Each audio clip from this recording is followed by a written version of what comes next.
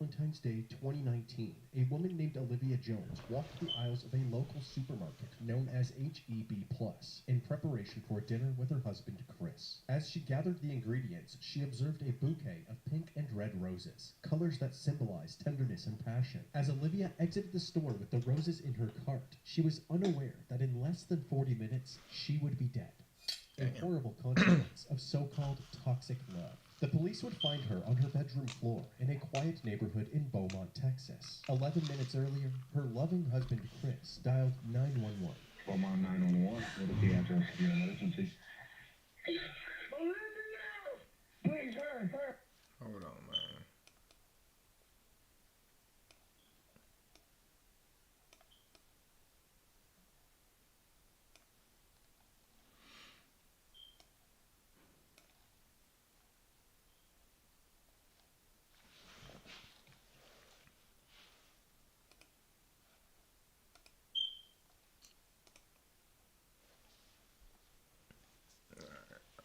All right. Hurry.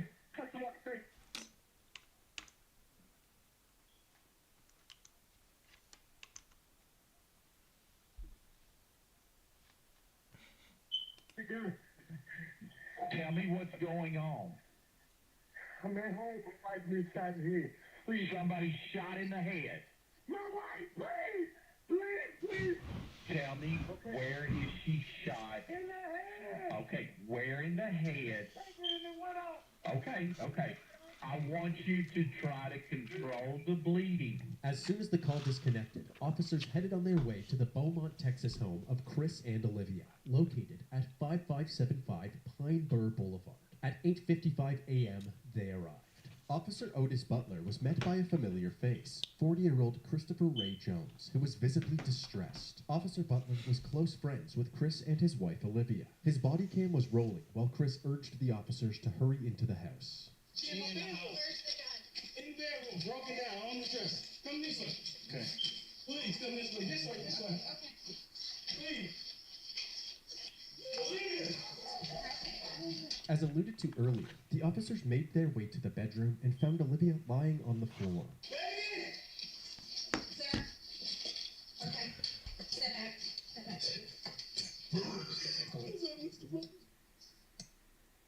I tried to take it. Give him. Mom?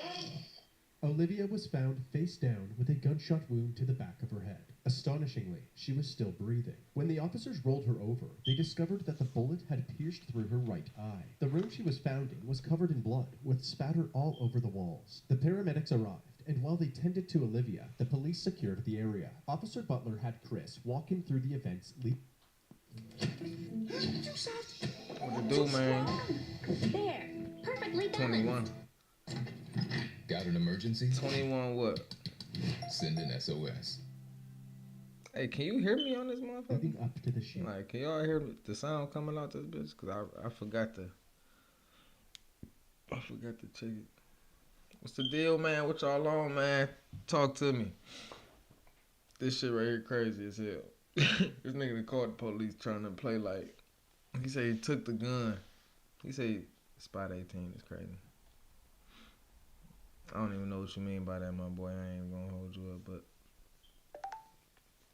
this nigga trying to say he tried to take the gun from his wife and the gun went off.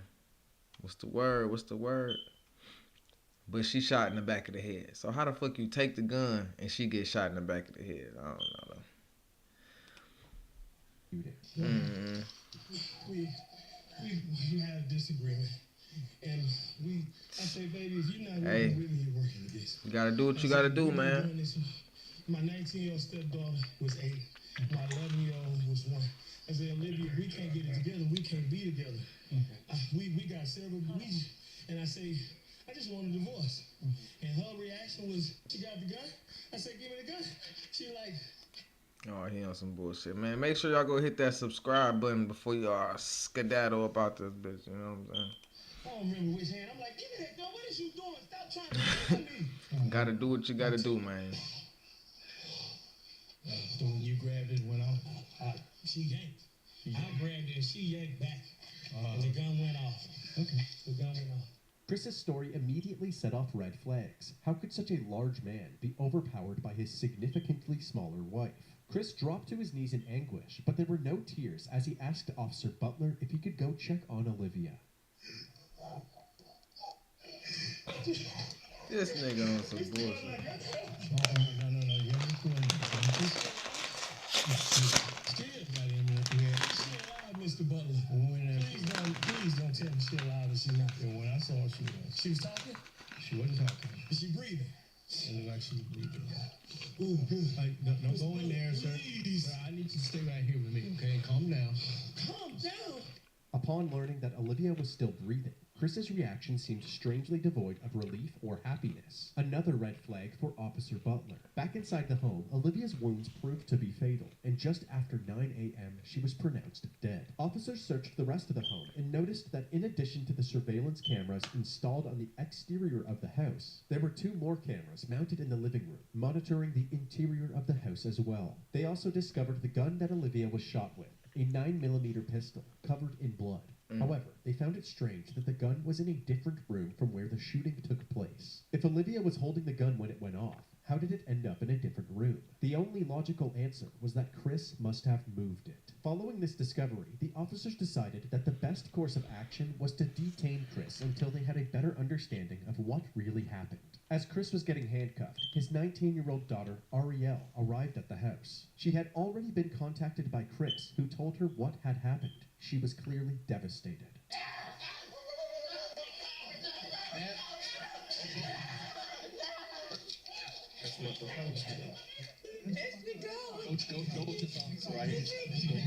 While the officers tried to console Arielle, Chris was escorted to the back of a police cruiser. Lead Detective Mendy Freeman and Sergeant Yvette Barrero of the Forensics Unit arrived at the residence and were immediately caught up to speed. According to him, she grabs a 9mm in that bedroom. She did that. He claims he reached for the gun to try to get it from her. And he reached for it, and they struggled over it. Boom.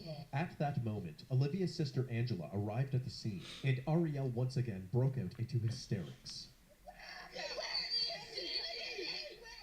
All of the evidence was collected and sent to the crime lab. Chris was brought down to the station where they took photos of his hands still covered in blood. They're waiting for the lead detectives. They're going to be the ones that actually interview. So. When the detectives finally that's arrived at the good. station, What the fuck you mean? by asking him what caused the argument. He said that he felt as if Olivia wasn't pulling her weight in the relationship. I am very particular. If you heard that, that's true. I am very particular. You strive for the best for people. I work really hard, and I don't make excuses for myself, and I don't accept excuses for anybody else. After telling her that he wanted a divorce, she went to the bedroom and grabbed the gun. What did you say? Really? Are you serious? Really? This is not going to solve anything. Okay. You know, this is not. You do not want to do that. Put that freaking gun down before you make a mistake and hurt yourself. She was crying. She was crying. Chris handed over his cell phone. This nigga right here. I don't know what the fuck type of extra tough ass nigga he is, but bitch, you go grab a gun. You got it. Peace. I am out of here. You hear me? What the fuck? What we got to talk about? Bitch, you done grabbed the gun. It's over. You won. You won this argument, bitch. I'll tell you that much. You for sure got this one. I ain't about to sit there and argue and try to wrestle with nobody with no motherfucking gun. Is you crazy? People really be out their mind. I ain't gonna lie, motherfuckers really be extra tough. Like, what the fuck? Buddy ass tweaked out. Talking about put that freaking gun down. I'm like, bitch. Oh, you wanna grab the gun? Bye, bitch.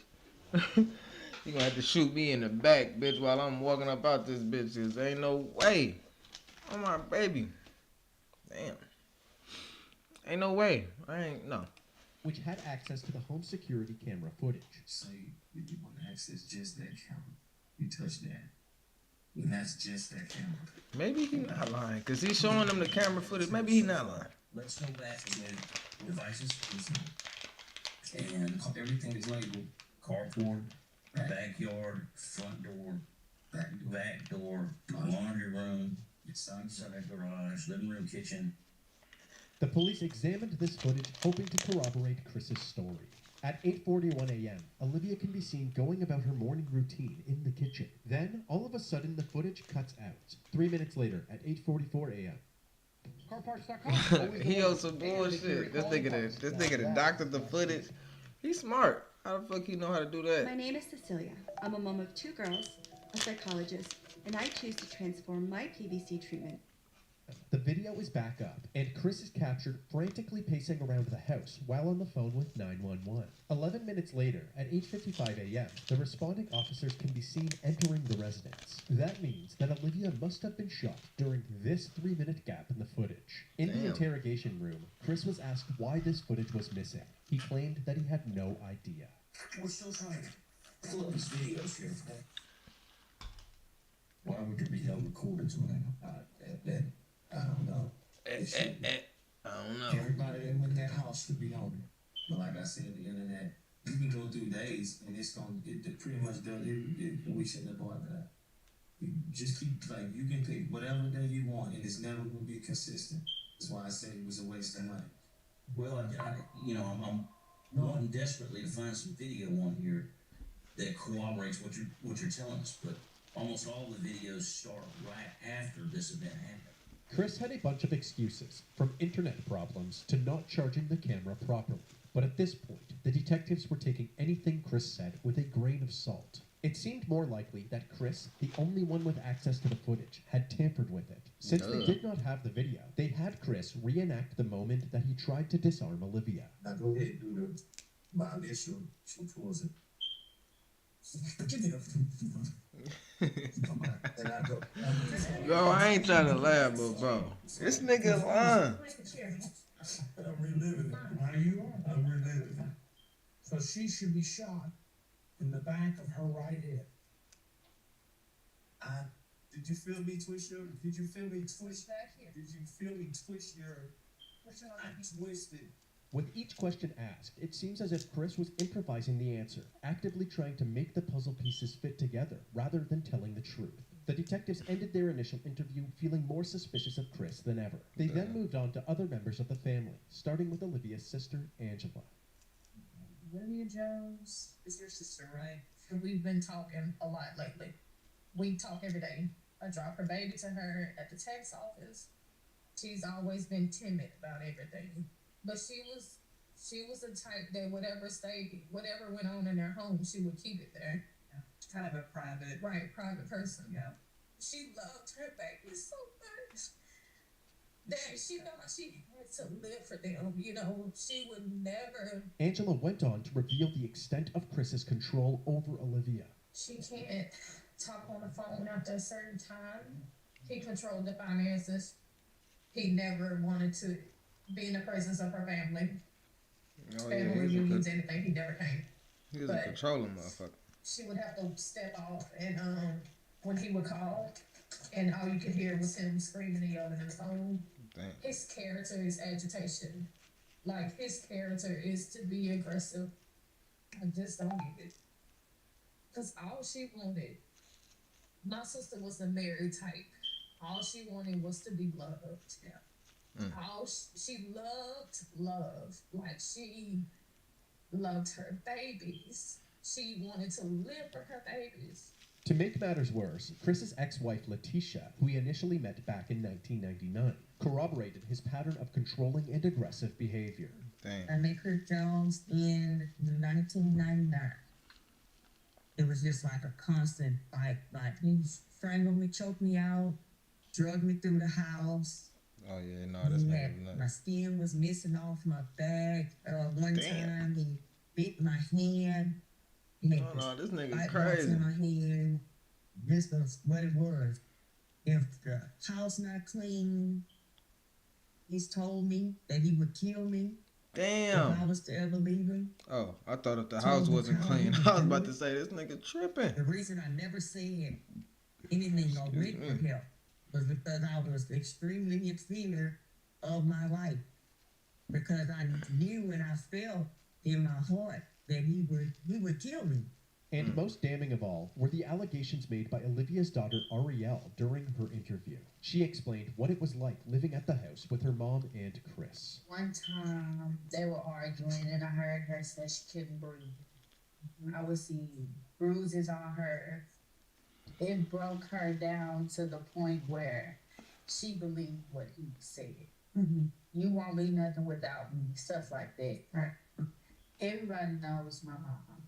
Everybody knows my mom. Everybody knows that we were her world. With each person interviewed, the allegations against Chris were stacking higher and... Damn, The bro. original, Botox Cosmetic. I gotta get YouTube Premium, bro. These 20 years of research. These asses is irritating. They doubled back with him, urging him to tell the truth about what actually happened to the missing footage. To be honest, I look guilty. No. I deleted those videos. I look guilty. Not if you say right now, what you just said alone. I freaked out. I panicked. I did some stuff I shouldn't have done. Is that one of them? Yes. How many did you delete? Okay. Dick hit. Blame for something I didn't do something. So you deleted the video.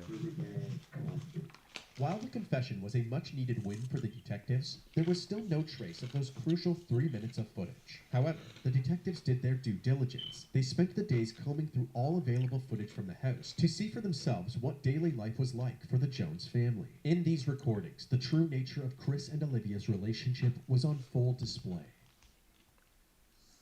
They ain't gonna be looking stupid. Look on the floor. Look on the floor. Look on the floor, Mike. Look on the floor. Look on the floor like it's crazy. Look on the floor. I ain't drinking shit but water, gang. Why is that like that? You're not paying attention. I'm not gonna lie. I hate niggas like this, bro. I ain't gonna lie. I hate niggas like that. I'm drinking water, man. You know what I'm saying? Good H2O. Good ice water. But I hate niggas like that, bro. I ain't got nothing against getting married, you know what I'm saying? Because it may be some nice women out here, you feel me? But I hate niggas like this, bro. That nigga said, look on the floor, woman. Look on the floor, wife. Like, nigga, that's how you talk? What the fuck? That's crazy as hell. Get your weird, goofy, extra bitch ass on. Big, goofy, you know what I'm saying? Big ass nigga wanna be, man, I hate that shit. You wanna bully a female. You run this bitch. Look on the floor, wife. Look on the floor, woman. Like, what? She need a gun. Eric, if it's any females watching my shit, go get a gun on my baby. Go get a gun. Look, one day I'll fuck around and tell y'all we had story time with Brody, and now y'all know why I hate that domestic violence shit so much. Hate a nigga that think putting his hands on a female is talking to him extra crazy. Now, I ain't saying, I mean, if they started then, yeah, you could talk your shit, but never put your hands on them. You know what I'm saying? That shit is wild. But, yeah, I don't know. I don't like that shit.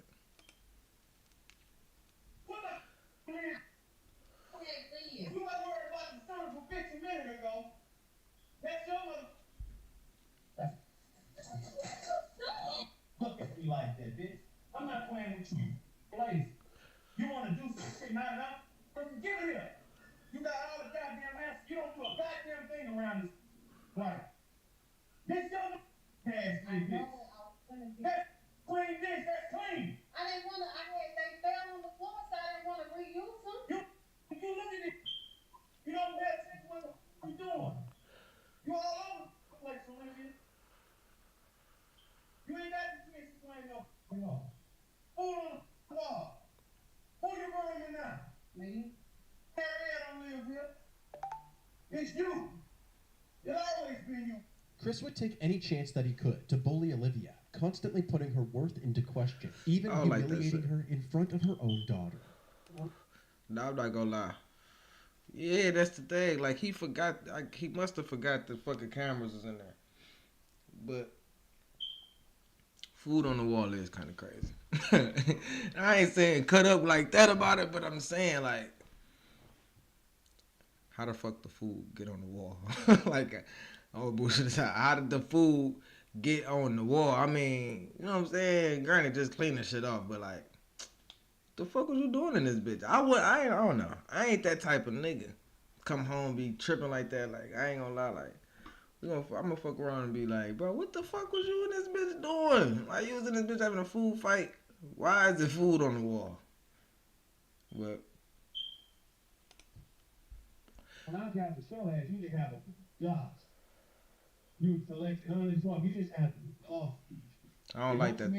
I don't like that type of shit. I don't like that type of shit. Cause you still was with her, bro. When she was collecting unemployment, nigga, you thought it was cool. You feel me? You was like, oh yeah, I'm gonna give her a couple dollars. She gonna be with me. She gonna be, you know what I'm saying? You knew that from the beginning, bro. So don't be tripping now that shit ain't changed. This world want a woman that got what? You wouldn't be doing it if I wouldn't have got upset. You would have bagged it. Life would be so much easier for me if you start thinking. You do dumb. Because you don't think. This footage shed light on Chris's true colors and confirmed the allegations of abuse from Olivia's family. Detectives also looked into Chris's you know what I'm criminal saying? records and I hate discovered that type that of he had shit. a history of violent charges, including multiple assaults in 1996 and a domestic...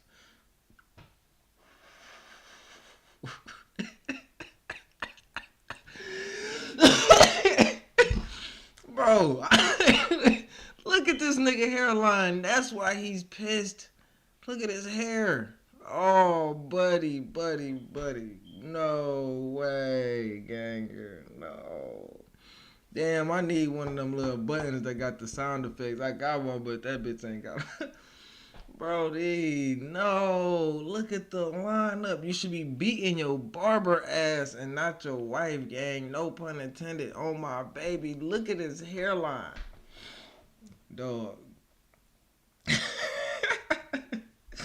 Brody, no way. You should really be fucking your barber up, bro. Like, all bullshit aside. Take that anger out on the barber. assault in 1998, which landed him in jail for a brief period of time. Even though they were still waiting for ongoing forensic analysis results, authorities believed that they had enough evidence to place charges against Chris. News this morning, a Beaumont man is now facing murder charges.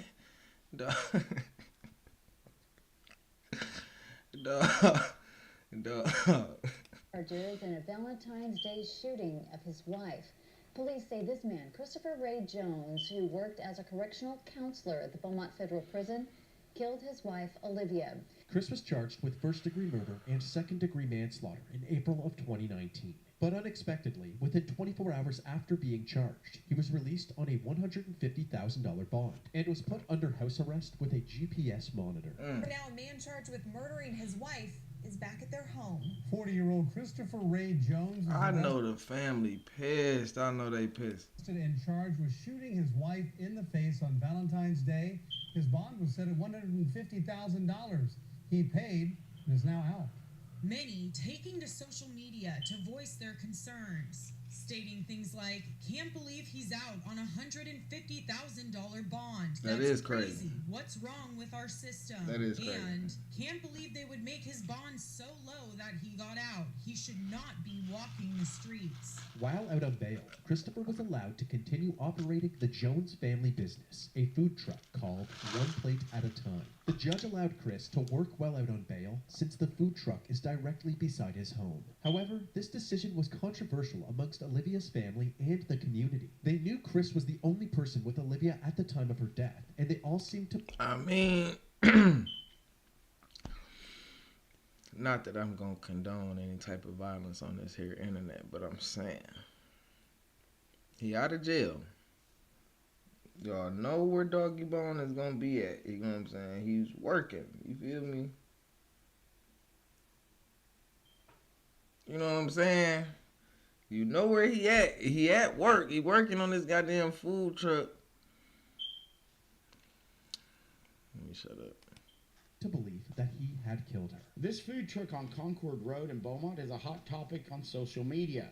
It's not generating rave reviews from many, but condemnation from a grieving family. I don't see how would anyone want to support God someone who damn, murdered their motherfucker. wife on Valentine's Day, which is a day that we are supposed to celebrate. Bro, $150K for unaliving somebody.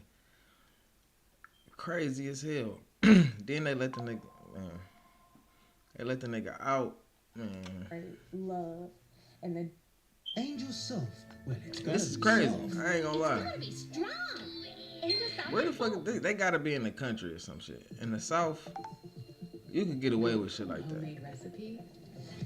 No, I don't think it was on Valentine's Day. Day that she was going to sell. Wait, was it on Valentine's? No. Excuse me, shit. No, that wasn't Valentine's Day. That would have been fucked up. I ain't gonna lie, I don't even really want to say this shit on here, but I know a nigga that did some real crazy. No, it wasn't on Valentine's Day, Brody. But I know a nigga that did some. Oh, they did? Okay, my bad. Y'all caught that. My bad. Damn. That's crazy as fuck. But what I was saying is I know somebody that did some real crazy ass shit, bro, right before Mother's Day. And I kind of wanted to react to it on here, bro, but I ain't gonna lie, it's gonna be controversial as hell around the hood. Like, they gonna be looking at me fucked up. Like, you want to speak on this shit? This nigga did some fucked up shit, and he was my homeboy. Not even gonna lie, he was my homeboy. He for sure did some wild shit before Mother's Day. If y'all want to go look that shit up, y'all can. A nigga kidnapped a woman at the hospital in Detroit.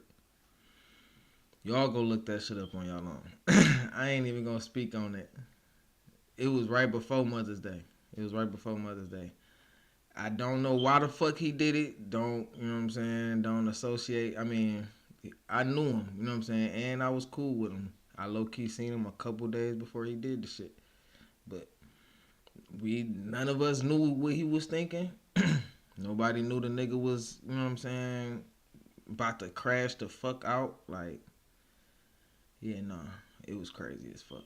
But if y'all want to go look that shit up, y'all go look that shit up.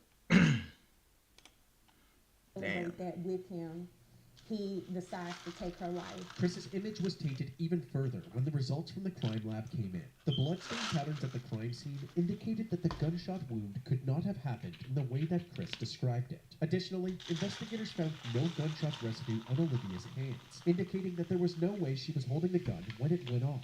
There was, however, gunshot residue on Chris's hands and clothing. Despite all of the evidence pointing towards Chris, he pled not. I think he took a plea deal for like, is it a 27 or 33? Some shit like that. 27, 33 or some shit. They low key made a they made a fucking Fatal Attraction. Y'all ever heard of that shit? They made a Fatal Attraction and shit about the nigga. Like, Not guilty to his nigga charges. had on a But wig before and his all trial type could of take crazy place, ass shit. Olivia's family held a gathering to honor her memory. This Valentine's Day, purple and red balloons filled Rogers Park. Purple means domestic violence, and red was one of her favorite colors. 1 year ago today, Joshua Simmons lost his sister. Valentine's Day was one of her favorite holidays. Damn, it was Valentine's Day. Y'all right. What's this year been I don't know like how I for you missed that. and your family? If you can wrap it up in one word, it would be frustrated. Frustrated with the fact that Jones isn't behind bars. Now the family wants to raise awareness for domestic violence, but more than anything, they want justice for Olivia. We want him to spend the rest of his life in prison, while my sister spent the rest of her life in the grave.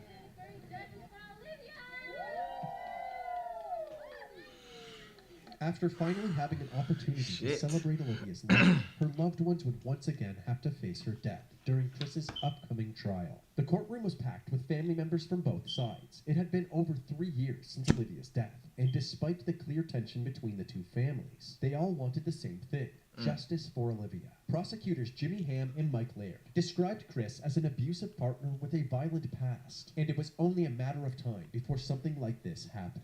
Chris's defense attorney, Ryan Gertz, argued that Chris only grabbed the gun because Olivia was recklessly handling the weapon, putting both herself and Chris in a dangerous predicament. Forensic pathologist Celestina Rossi provided critical bloodstain analysis and confirmed that Olivia did not have any gunshot residue on her, contradicting the defense's claims that her death was merely an accident. The testimonies and evidence combined ultimately overpowered the defense team, and on February 8, 2022, Christopher Ray Jones was found guilty for the murder of his wife, Olivia Jones. 1,118 30 days. years. That's how long Olivia Jones's family says they've waited for this moment. The moment when Olivia's husband, Christopher Jones, was found guilty of murder. Olivia died at the hands of her husband on Valentine's Day 2019, and instead of spending a lifetime behind bars, we elected to agree with the state to a 30-year sentence because of the potential risk of an even higher sentence. In exchange, Christopher waived his right to appeal the conviction.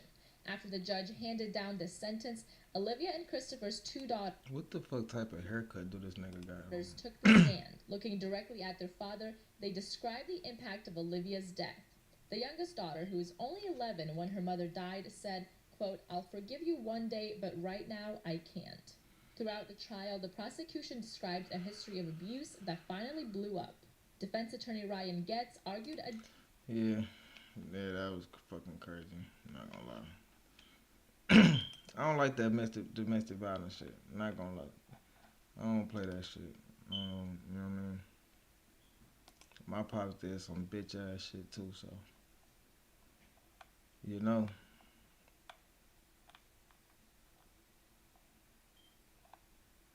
I don't condone none of that.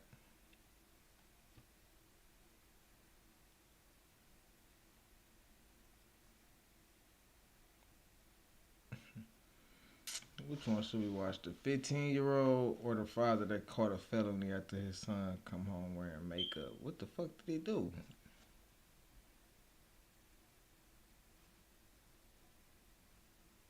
What y'all think? Damn.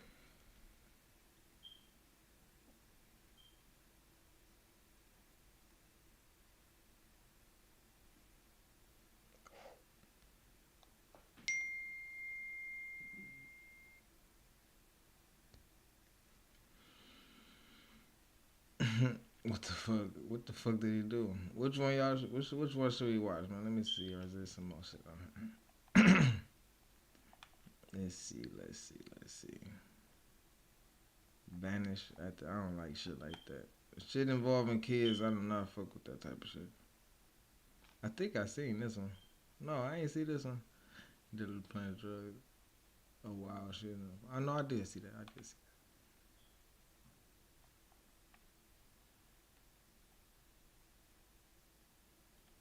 Alright, we're gonna go to the You looked it up? Yeah, that shit, yeah, man, that shit is, yeah. That shit is.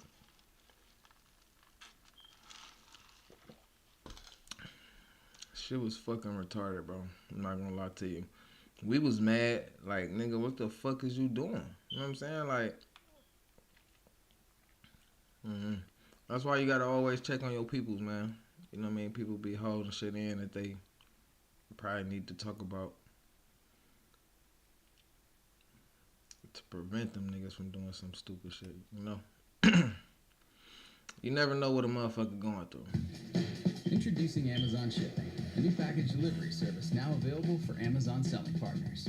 Your He for sure was out of pocket. It is some more shit to the story, but it don't even fucking matter on some real shit, cause it's like you should never do no shit like that to no female. Period. You know what I'm saying? If you a nigga, don't ever put your hands on no female. That's bitch ass shit if you ask me. You're in the house where the car's at first. Right, I was asleep. That don't mean I took the car. I was asleep all day. I did not know that was there. What do you think that everyone else is? You're here, okay? You're a part of very serious crimes. You have to be honest about all of it. My partner talked to your mom, and I believe she's raised you to be an honest person, take responsibility for your actions. I don't think things went the way you thought they were gonna go, but now is the time to be honest and to get firm. 349, we're running more crews. I'm pretty sure that driver's shot. Yeah, dude, he's done. Damn. They talking about he's done. So that's when I said I killed somebody? You were part of this murder scheme. Well, this isn't going to juvenile court, buddy. This is an aggravated murder. So that's when I said me. When Dayton police received reports of a carjacking Dayton, at Ohio. 1 a.m. on January 26, 2022, it seemed like a usual case. However, when gunshots rang out in the same part of the city just an hour later, officers quickly realized they were dealing with something far more gruesome. Rushing to the second crime scene, they discovered that the victim, 35-year-old Brandon Cooper, had been brutally executed in an assassination-style murder. With no suspects in sight, investigators tracked the stolen vehicle from the first crime scene to a house in southern Dayton View. Believing the two crimes were connected, officers arrested 4 teenagers, including 15-year-old DeTravon Mitchell and 15-year-old Tylen Peaks, who were brought to the Dayton Police Department for further questioning. I just hit my motherfucking knee on this stupid ass. Because my friend, he said, bro, the SWAT team was outside. I said, why? He said, you don't know, bro, we gotta go outside. So that's when me and my friends went outside. And I just ended up here. Okay, well, let's back way up then, because obviously the day didn't start with the SWAT team. What happened way before you woke up to the SWAT team? I was chilling. Where were you chilling at? 322 a.m. Who were you there to chill with? And I just had pulled up, and then that's when I got sleepy, so I went to sleep. Detectives are faced with 2 crime scenes. The first, a carjacking on St. Agnes Road at around 1 a.m. The second, the murder of Brandon Cooper, took place just minutes away on Fergus Avenue. But strangely, it happened almost an hour later. While detectives know that the teenagers have to be involved in the carjacking, since the stolen vehicle was found in their garage, they were now trying to determine whether they also played a role in Cooper's murder. I'll be frank with you. I know you didn't go to sleep. That's not what happened. We expect you to be honest with us because we were honest with you. I'm not going to lie to you, so I prefer that you don't lie to me. When we ask you questions about what happened... Everything about the police, they always saying that stupid ass, bitch ass shit. Like, I ain't gonna lie to you, don't lie to me. Bitch, yes the fuck you will lie to me. You lying right now. What the fuck are you talking about? Watch how they try to wrap them in the murder. I hope they ain't. I mean, they say they is. We already know what happened. I'm seeing if you're going to be honest. If they know what happened, why the fuck is you asking me? We're right at the beginning, so that's kind of silly, right? So we know that you and Ron and Trey and Ray caught a lift earlier today. So I caught no lift. I went at the house, I went to sleep. I ain't catching no lift. I don't even got lift money to catch lift. The plan was never to pay for it. The plan was to steal a car that's in the garage at the house where you were laying your head. Or where you say you were laying your head. How old are you? 15. Okay. You wouldn't be the first 15-year-old to sit in that chair. And you wouldn't be the first 15-year-old to catch adult charges for this kind of thing, okay? You got no charges for it. We're going to charge you for 2 counts of aggravated robbery and a count of aggravated murder. This isn't the first lift you guys have done. You've probably done 10 of them, okay? You're gonna go get locked up this morning for 2 counts of aggravated robbery. You took 2 cars this morning. And the second one resulted. Do you understand? You're in the house where the car's at first. Right, I was asleep. That don't mean I took the car. I was asleep all day. I did not know that was there. What do you think that everyone else is? What do you think everyone else has been in here and said, sitting in that chair right there? I don't know what they said. I don't know. You're right. You don't know what they said, but we know what they said. Unfortunately for Tylen Peaks, detectives had already spoken with the 3 other suspects including DeTravon Mitchell, who Oh, had man. opened up to them much more easily just 4 hours earlier. Oh, man. So tell me what happened tonight. How did you guys all get together? They called me. Say again. They called me and asked me to come on. We're gonna go hit a lick. What was the plan? Find some girls. All right. So did you find any girls? Okay. They just didn't want to hang out. Okay. So at some point you all leave, right? And you go get a new one. Is that fair? Are you gonna go somewhere? Okay. What was the plan? Just take your car? Yeah. Okay. Oh my God. And you're telling the truth, man, and I appreciate that. Okay? He's a That's all fucking I want. dummy. When they got there, was it a man or woman that came? Okay. Do you remember what kind of car it was? Is it the car that's in your garage? Yeah. Probably or yes? Okay. It's a Subaru. What it do? And it was you, Ray, Ty, and Ron. Fair? Okay. Was the plan to always to rob her, or did somebody say something while you were driving, or how did it happen? Just happened in hindsight. On the night of January 26, 2022, Tylen, DeTravon, and their friends Ray and Ron had booked a Lyft ride with the intent of stealing the vehicle. Though each suspect had a He just different fucking told story, everything. Like, detectives what the fuck? determined that the ride was booked using DeTravon Mitchell's phone at 12:30 a.m., with the armed carjacking taking place shortly after at around 1 a.m. How many guys were in the car? Two. Damn. Oh no, they was punching the one was thinking, man. This nigga just telling everything. Who else had a gun? What? They was passing the gun around. Okay. Do you know who? This nigga right here, listen here, bro. I don't know how old people is watching this shit, but man, stay out of the streets, bro. This nigga, look, you don't have a nigga like this nigga right here telling everything. Like they ain't even try hard. They just asking the nigga questions and he just spilling the beans. He ain't even like. Who started? Ty and Ray. So Ty and Ray kind of passing the other gun around. Okay. Is it safe to say Ty had the other gun? Possibly. Eventually.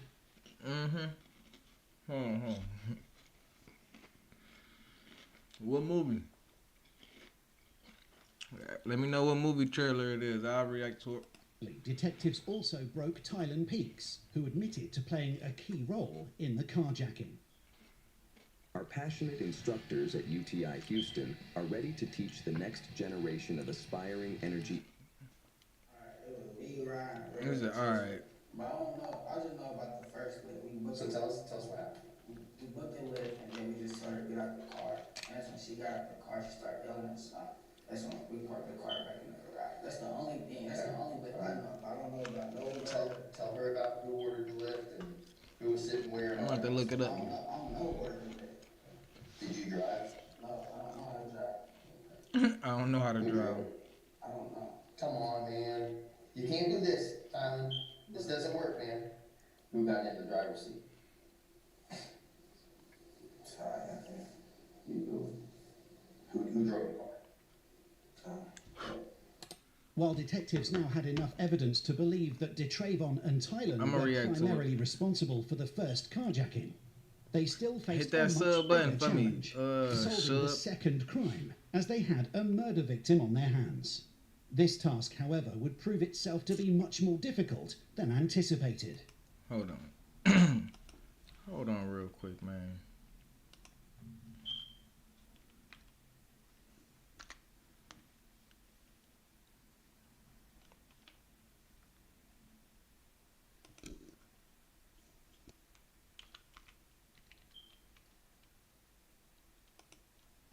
What kind of movie is this, man?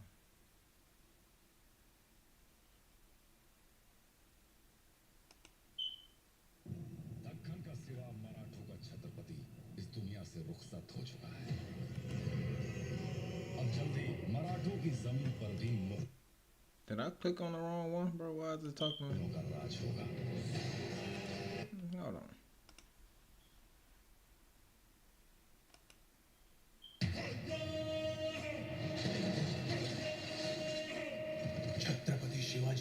को शेर कहते हैं और अंग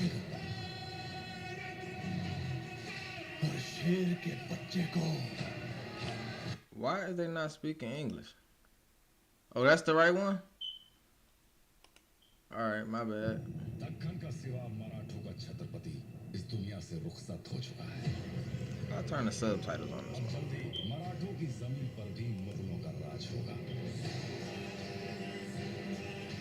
शेर नहीं रहा, लेकिन छावा बेबी जंगल में घूम रहा है. फाड़ देंगे मुगल सल्तनत की छाती अगर मराठा साम्राज्य के विरुद्ध सोचने की जरूरत की.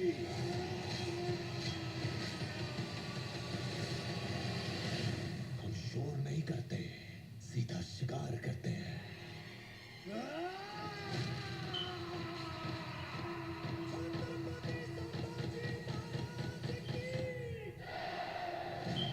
Did he take over their shit? Hey, hey, they hitting that shit. Swaraj हर एक इंसान को सुरक्षित रखने के लिए Bitch. ईश्वर की इच्छा है.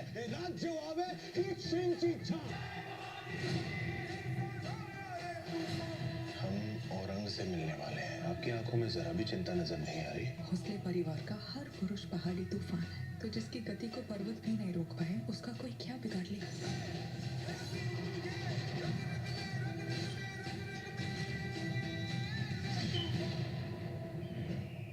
पूरे खानदान की लाश पर खड़े होकर हमने एक ताज पहना था. So he stepped over bodies of his own. What? सब उस सांबा की चीखें पूरे हिंदुस्तान में गूंजेगी. जहाँ जहाँ भगवा रंग नजर आए उसे लाल कर दो. Damn. समय आ गया है. अब वार होगा. औरंग और उसकी सल्तनत को जला के राख कर देंगे. हमें हराने वाली हर कोशिश को मारेंगे. हर षड्यंत्र को तोड़ेंगे. छत्रपति शिवाजी महाराज का सपना पूरा करके ही छोड़ेंगे. जय भवानी. पार्वती पते.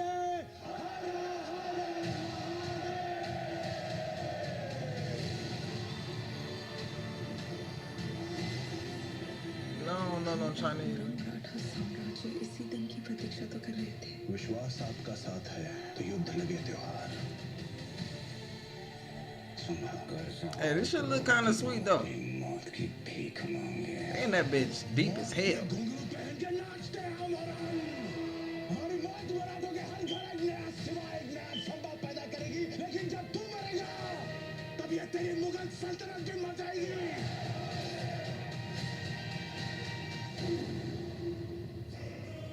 He about to fight a fucking lion.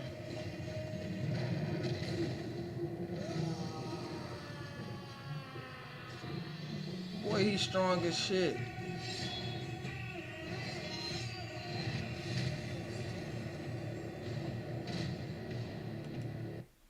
Okay, that was kind of straight, Brody. I ain't gonna lie.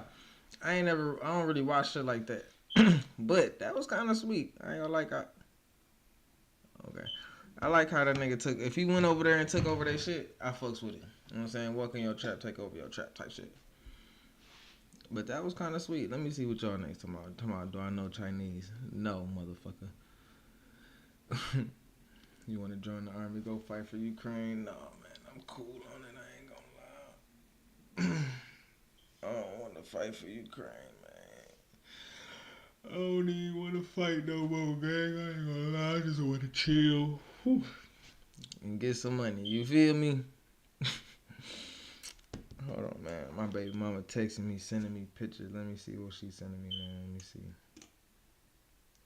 see. To my little miss thought she wanted to lock. I'm crying. My daughter told me she wanted to lock up her hair. What's good, Shannon? How you feeling, Shannon? Good afternoon to you, too.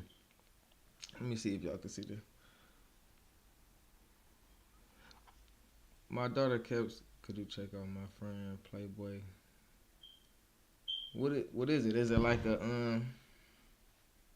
I thought y'all speak Chinese in Detroit. I don't even know what type of trolling you trying to do. I'm confused. I'm cool.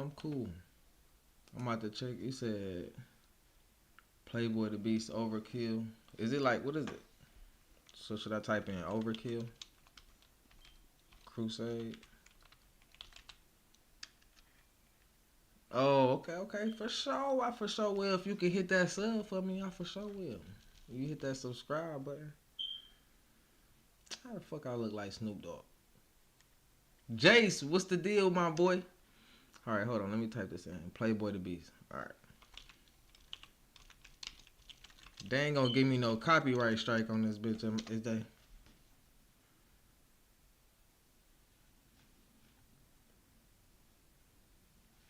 Is this it?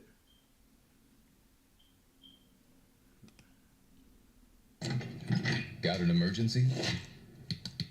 Send an SOS. Talking about I look like Snoop Dogg. Man, I look like Brody, man. We've all seen how quickly disease can spread.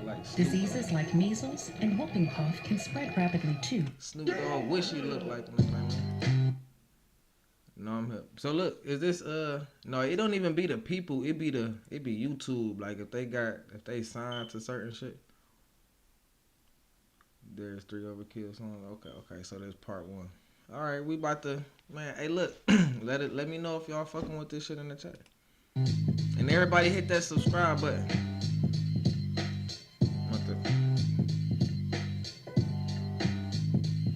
Yo, huddle up, now it's time for the rebuttal. Best believe when shit goes down, that I'm the first one throwing knuckles. So like Sonic in his bitch, you hear every word, never mumble. Joe Exotic looking prick, catch a fist, make your knees buckle. Crash dummy, you done fucked up, now it's time for me to crush your coke junkie. So you know your own homies don't even trust you. Are you lying, no Mufasa? I'm the real king of the jungle. Leave you 7 doors frozen, sleeping under the tundra. You and Simple Man, the whack version of Jelly is struggle. Not homophobic, dog, you guys kinda making you couple. I gave your baby moms a shock, and she loving the hustle. 2 in the pink, 1 in the sting, my pinky finger in her bumhole. Ride comes before the fall, now I'ma teach y'all to be humble. Crush the skulls, they all beneath me, I'ma turn them all to rubble. Wanna get the squads involved, we can make this a royal rumble. Your ego's getting too big, so it's time that I burst your bubble. Sleeping on me, fucked around and woke the beast about a slumber. You the praying easy target, I'm a fucking headhunter. Trained to go, kill them all, and your village is getting plundered. You people could never see me, John Cena, no Stevie Wonder. I only praise one guy, but it's gonna be your last supper. Uppercut to the cuspers, they feeding them soup and custard. They feeding them through a tube, I'ma toss this bum in the dumpster. Underground, urban legend, you ain't fucking with no youngster. I don't ride waves, I ride beats, you should try it. You've always been a cokehead, I've been the one who supplies 40 bucks for a Grammy. The type of dude that would buy it, just that 5 fingers of death. I put this clench fist in your diet. Trying to be a better man, but shit fucking it shows violence. These rappers thinking they sick, well I got a cure for the virus. Stab these blind ass motherfuckers in the eyes with pairs of pliers. No survivors, burn these faggots to the ground like LA fighters. Hit that sub button before you go, man. I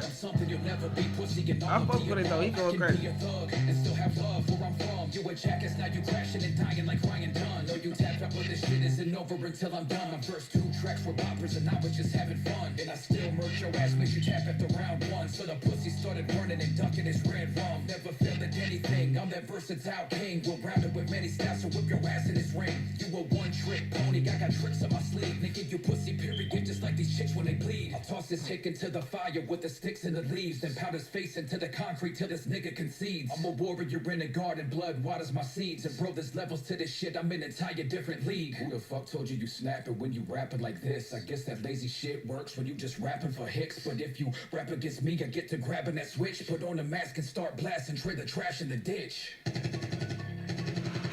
Okay. Appreciate you. He going crazy, I ain't gonna lie, he talking crazy. What the fuck did this nigga do to him though? He wanna fuck him up. Found out I was coming, he thought about running cause he was so frightened. But all of his people was hyping him up, so we ran to the lab and he just started writing. I threw up the bait in the middles, was biting, not knowing they swimming right next to Poseidon. Equipped with a trident, it's time to get violent. But then he was silent, I tried to deny it. But hey, actions speak louder than words, so let's keep it real. He got killed in the first, he got murked by the bait, knew it'd only get worse. So the pussy tapped out like an MMA shirt. Up and speak on my name, I appear like a curse. And they running afraid cause they fearing the verse. Better stay in your lane for your feelings get hurt. They be putting on your names on a white t-shirt. When does a battle ever last 1 round? When a man down and they know they can't stand grounds. And they back down to the background like a clown. Disappear without a sound, but I'ma keep on busting around. Everybody hey, hold on. Hey, I'm gonna keep it all the way 100. I swear. Hey, look, I don't know who he dissing, but if that nigga can't rap, he don't even need to fuck with this nigga. I'm gonna keep it 100, cause he like rapping, right? You know what I'm saying? Some niggas just be okay. Some niggas just be rhyming and they get on that bitch and get the dissing like, nigga, use a bitch, I'll shoot you in your shit. you ain't your bitch. You know what I'm saying? Talking crazy. He actually talking like he actually rhyme like, you know what I mean? I'm about to bury these suckers in a hole in the ground, exposing all these frauds when I'm holding the crown. And I'm all up in the crowd and then I'm mowing them down. Yeah, to the toe, pepper pound. He don't really want smoke, and we choked on a pit like jaw on the stove. Dropped a 4-minute diss track, spoken word jokes. It's a rap battle, home we get the shit ain't even close. Streets when I ride rap, till I'm a goat. If them numbers up, there's a 9 million with a scope. Fans cranking in the comments cause they're really trying to cope. I'm about to turn a hard target to a motherfucking goat. Come a toast, I'll be laughing when this pussy give a dose of a dope. I can put a little pin up in his coat, busting all pissing bullets every lyric that I wrote. Cause it's kinda hard to rap that'll stick up in your throat. You're puffing your chest and pump fake like your brain. Nigga threw a sucker punch, now we duck in the face. Till I'm stuffing grenades on your motherfucking face. You'll run the nice Templar, this is a crusade.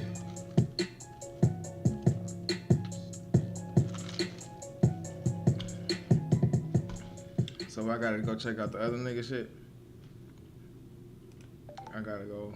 What's his name? Hard Target. Let me see what Hard Target going about. Cause I ain't gonna lie, Doggy Bone just kind of went crazy on him. You say Playboy better than Eminem. We ain't gonna disrespect Eminem cause he from Detroit. You feel me? And I'm from Michigan. You know what I'm saying? Not saying that he ain't sweet, but Eminem. Hold on. What am I typing in?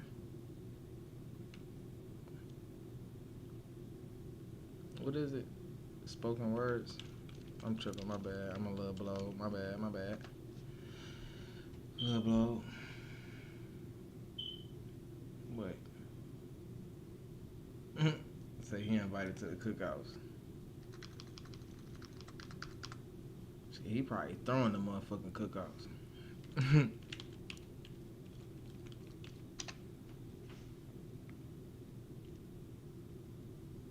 This gotta be it right here, right?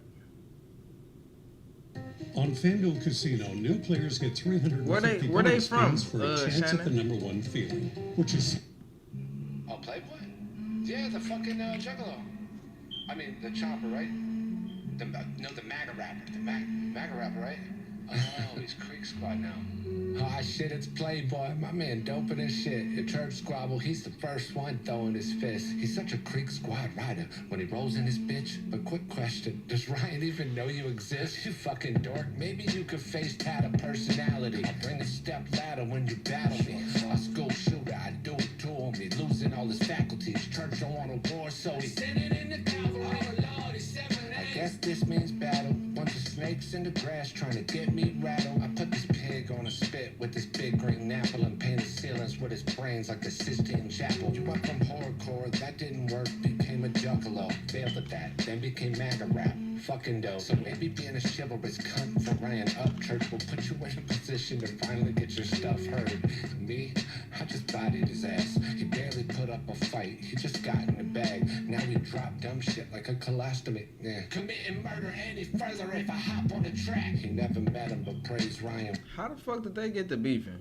They from Ohio and South Dakota. When typing his words, that boy highlighting them scriptures they reciting in church. You worship a false god, hope fighting for him will work. Just a shame, you gon' have to meet your idol in the dirt. Ryan back inside the studio, trying his little heart out. He on a second try, maybe he'll get a bar out. The general consensus that I'm better than you. At this point, I've got nothing better to do. All the Creek Squad saying that you're doper than him. It must be nice to have them folks all consoling your skin. You need your fans reassurance to keep the ego intact. You debate if you got a body, bitch, I know that I did. And now he fucking with the demons. Someone call him up a deacon. He ain't scared to that holy water leaking. Country rap. Shaking till that shotty go to pepper his ribs. Salty fuck, now he on the table season. Obese mad, I killed dad and moved in his place. Now mad at me instead of the guy that drew on his face. And when you have a Greek squad, you sound stupid and fake. Another wave, you gon' ride that we currently ain't. Man, I don't need a double time or jumble a bunch of rhymes. About 4 bars in, still nothing has come to mind. Plead the fist when I'm dropping my disc, rebuttal mine. I'm well rounded off the top like I'm writing the number 9. I'm the one, 10 toes down when under 5. The 11th hour, jumping in now, I'm uninspired. Oh, but you're right, I like that we bodied someone you hired. Fuck 12, you probably help him cover the wire. What is it? You a gangster with gats or a proud American? Bandana or a Confederate flag, what is your heritage? I just need to know the name of the carcass that I've been tearing in. Or at least the cemetery he gets buried in. I'ma keep it a buck. 2 types of rappers about to meet in the mud. First there's me, then there's people who suck. Creek Squad's in the best. I think it's cute, you think you're leaving it up. While Ryan abandons the ship. Still I think you're a fuck. They've yet to throw a single punch. I've been beating them up. That boy's lying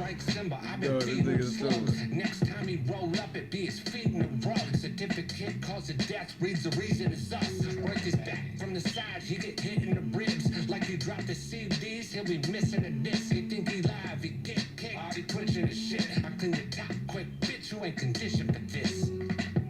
Come to the facts and settle this. You are going to die. You will need. That was kind of straight. I ain't gonna lie. What was the first dude named Playboy? I feel like his shit was a little harder. His shit, this nigga shit more like a little, you know, like the beat. The beat was kind of harder on this one. Shut your ass up. That nigga talk about is better than Drake and Kendrick. No, that's crazy as hell. I ain't never heard of country rap before. I ain't gonna lie, you learn some shit every day, don't you? I never heard of country rap before. I mean, country rap war. A country rap war, my bad. But, I ain't gonna lie, they both can rap. My man's for sure, he said y'all doing things backwards. No, that's what's up, though. I ain't gonna lie. Why the fuck this money ain't taking me back?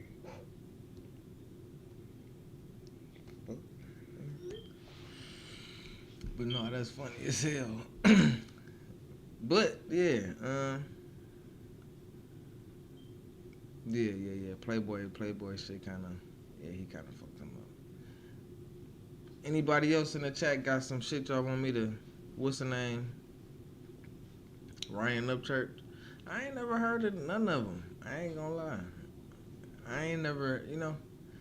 I gotta broaden my shit. You feel me? Listen to some different shit. I was in the middle of reacting to these fucking silly ass, little ass, these motherfuckers. These niggas then robbed the goddamn Lyft thing and fucking, I don't know if they killed another motherfucker, but they for sure robbed 2 Lyft drivers on some crazy ass shit. But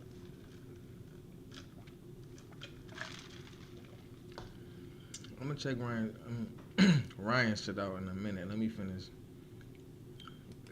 going back to these. Unless somebody else got some more shit in the chat they want me to react to. Add robbery, add murder. You know exactly what murder here. He said, who did I murder? I don't know who Brandon is. You don't have to know somebody to kill somebody, believe it or not. So you're trying to say I killed somebody? Why boys? This murder scheme. Look at all these pages. You're not number 1, bro. Okay? You can't read them out? No, I'm not gonna read anything. I don't tell you what I know. You tell me what you did. And that's how this works. I would bet every penny I've ever made in my life. Damn, bro. That Travion, Ty, Ray, and Ron went back out to hit another lick. Because that one was fun, and that one worked. And then the second one went sideways. Okay? So that's where we're at. You're here. You did grown up. This nigga right here stuff, telling everything. And that's where we're at. We got us a car. Let's go get another one. Right? Dummy. Okay, so tell me about that. What was the goal? To get another car? To get some money. Get some money, okay? Same 4 people? Okay. Everybody sit in the back, everybody sit in the front. Right. Okay. Who all has guns in the car this time? Same people. Huh? Same people. You and Ty, or you and Ty and Ray? I gave them a good one of them. Huh? Oh, man. Which one? Because that's important, you know what I mean? Who'd you give the gun to? Ty and Ray. The only 2 that had sticks. So Ty and Ray both had guns? One of them had yours. Okay? Who said what? We did the same thing the last time. Just pulled guns on it? So they pulled guns on it, right? Somebody say, give me the car, get out. Get out the car. Get out the car. What does he do? Just sit there. He didn't get out? Okay. What happened next? Got out the car. All 4 of you got out of the car? Boys, okay. I'm for sure take him out. I ain't gonna. I'm gonna remember that. Ty and Ray are still in the back seat. Okay. I wonder where the fuck my sister at. She usually be reacting with a nigga. And they're still in the back seat. Oh, she probably still at work. It's still early. And how many gunshots you hear? 2. Building your online business? Damn.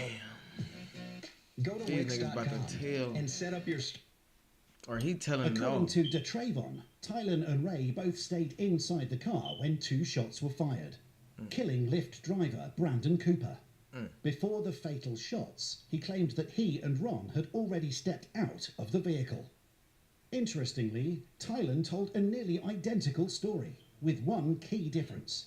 He insisted that he and Ron were the only ones who got out of the car, not... Hold on. For sure, William, for sure go check him out, man. Hold on, man. I gotta grab this.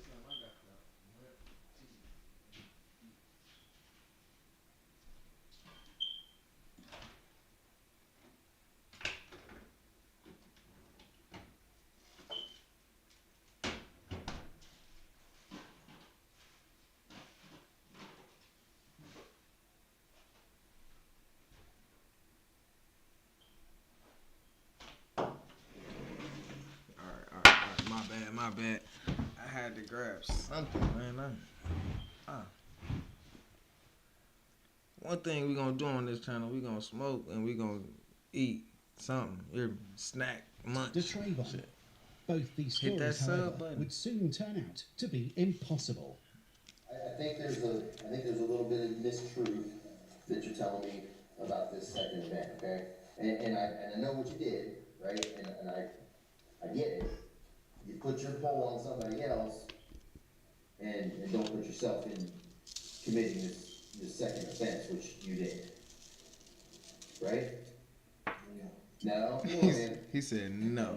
That's what he didn't do. You've been telling me the truth so far, but I think this is the part where it gets a little hairy because this puts you involved in this man being shot.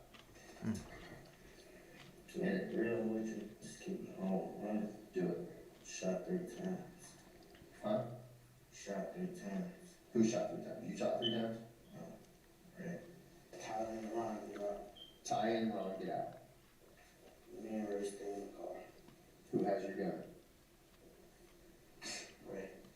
And then who's got the other gun? Ty. Ty has the other gun. Went to his door and tried to pull him out the car. Ty tried to pull him out the door? He scared it off. And then Ray shot him twice. Let's do this. Okay, so stand up. I'm the driver, right? Come over here. I'm the driver, and he's trying to pull him out, right? And he went in, and so Ty's trying to pull him out. The door was locked. So Ty can't get in the door. Yeah. So where is Ray when Ray shoots him? Ray right here. Outside of the car. So I'm facing this way, right? So how does Ray shoot him? He had something like this. Okay. Yeah, he shot him twice. Where did he hit him? Point on my body. He was right there. Right there. Okay. So he shot him from inside the car, but hit him in the upper back. Okay. And you were right there. There's no other bullet holes anywhere in the exterior of the car. So there's no bullet holes in the interior. He's got 2 in the back. 2 in his back. Yeah, not through the seat or anything. No, his story's bullshit. So, because the car was stopped. What the fuck is going on? Right at the intersection. Okay. A shot couldn't have been fired after he started to pull away from inside the car because they were already stopped at the intersection. Y'all seen that? That's right where the casings are. Both DeTravon and Tylen had purposefully withheld a crucial detail. What's going on, y'all?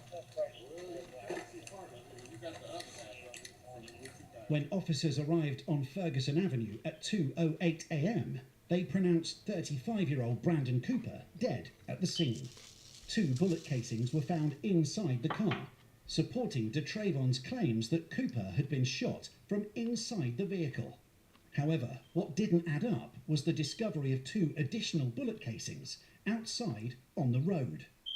Right, because how the back window get blew up? At UTI Canton, in just 7 to 16 car. months, you can learn the skills needed to become a Shoot this man. We're here, man. Look at me. We're here. Okay?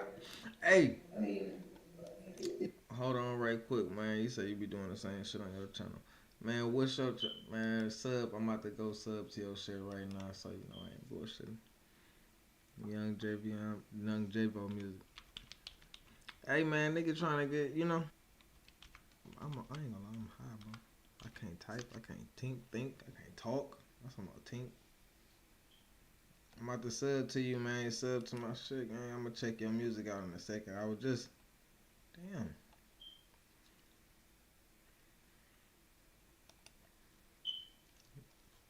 was just listening to some music. Shannon had put me a hip to country rap war, bro. You ever heard of a country rap war?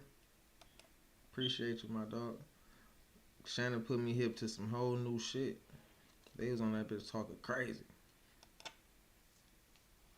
It is what it is. I mean, it's unfortunate, it sucks. But I'm gonna check your shit out after this. But if you shot this man, just tell me you shot this man, and so we don't keep doing all this. Okay, I'm gonna keep making. This nigga right here telling everything, though. Walk us in circles, and it's all lies, man. It's all just nonsense. Hard out there. Huh? You did. Where did you shoot him from? Twice inside the car, once outside the car. Twice inside the car, once outside the car. That sounds crazy. Just the way you talked to me, just the way you showed me. Were you on the driver's side by the door or in the middle? In the middle. Twice inside the car. And then you shot like at the car. Or did you hit anything? Surprisingly, DeTravon eventually confessed, claiming that he alone was responsible for Brandon Cooper's murder.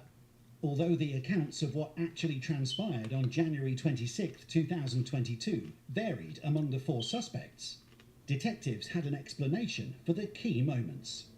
It all began around 12:30 a.m. when a Lyft ride was booked using DeTravon Mitchell's phone. Approximately 25 minutes later, as the driver reached a stop sign on St. Agnes Road, DeTravon and Tylen, who were both armed, pulled out their weapons, threatening to shoot. They robbed the victim, taking her belongings before Tylen took control of the vehicle and drove it to Anna Street, where they parked it inside a garage. At around 1:40 a.m., just like the first incident, a second Lyft ride was booked, again starting on Oak Ridge Drive. This time, however, it ended on Ferguson Avenue at 1:51 a.m., just one street away from the first crime scene. Once again, DeTravon and Tylen played key roles in the robbery. Inside the car, they both pulled out their weapons, threatening to shoot with the apparent intention of robbing the victim. When he did not comply, DeTravon fired 2 shots into his back, fatally wounding him, before firing a third round at the vehicle as all 4 teenagers fled. The second bullet casing found outside on the ground came from Tylen's firearm, as he also fired at the vehicle while escaping. 9 minutes after the murder, at 2 a.m., surveillance cameras captured the group running back toward Anna Street.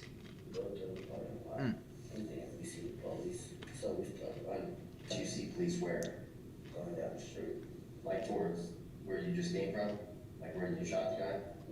Around an hour later, a SWAT team raided the building after tracking the stolen vehicle from the first crime scene to the house where the teenagers had been staying. They were then arrested and taken to Dayton PD for questioning. Do you feel bad about what happened? Yeah, I didn't know he got murdered. What did you think happened when he crashed? He got out. Did you see him get out? I told you I ran. I just ran.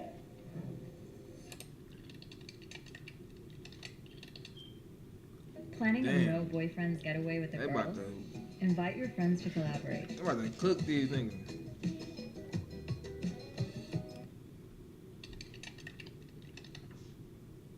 New here at 5, 2 17-year-olds are headed to prison for murdering a Lyft driver. And in court today, the driver's mother had words for those teens. News Center 7's Mike Campbell joins us live.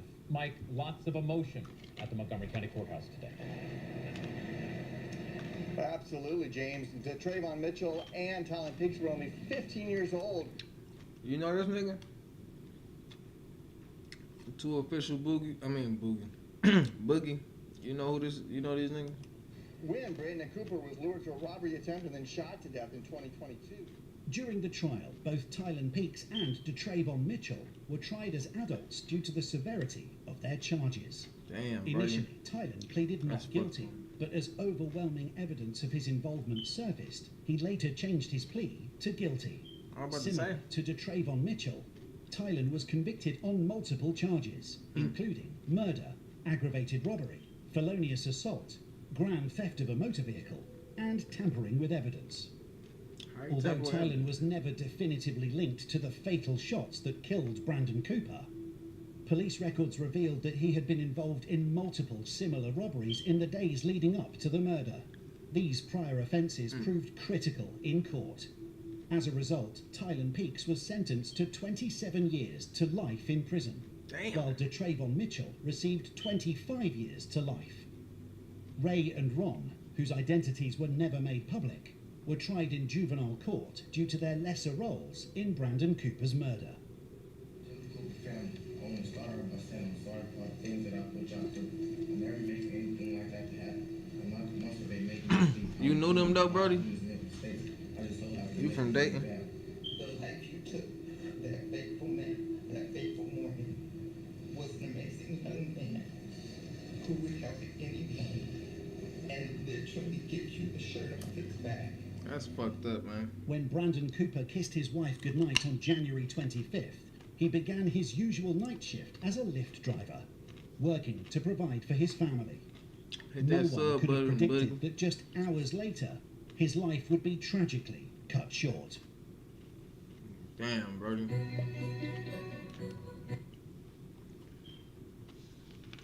Let's go react to young J-Bo Coop music real quick. Let's see what he got on this shit, man.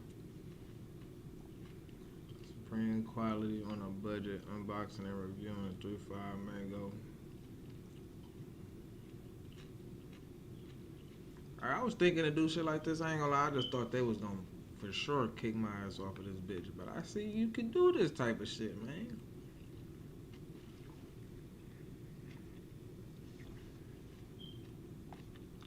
I'm trying to see where the music at. There we go.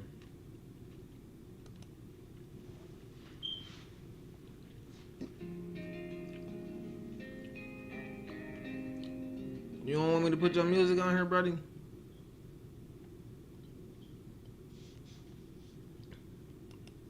Well, we gonna go to something. Hold on, let me see.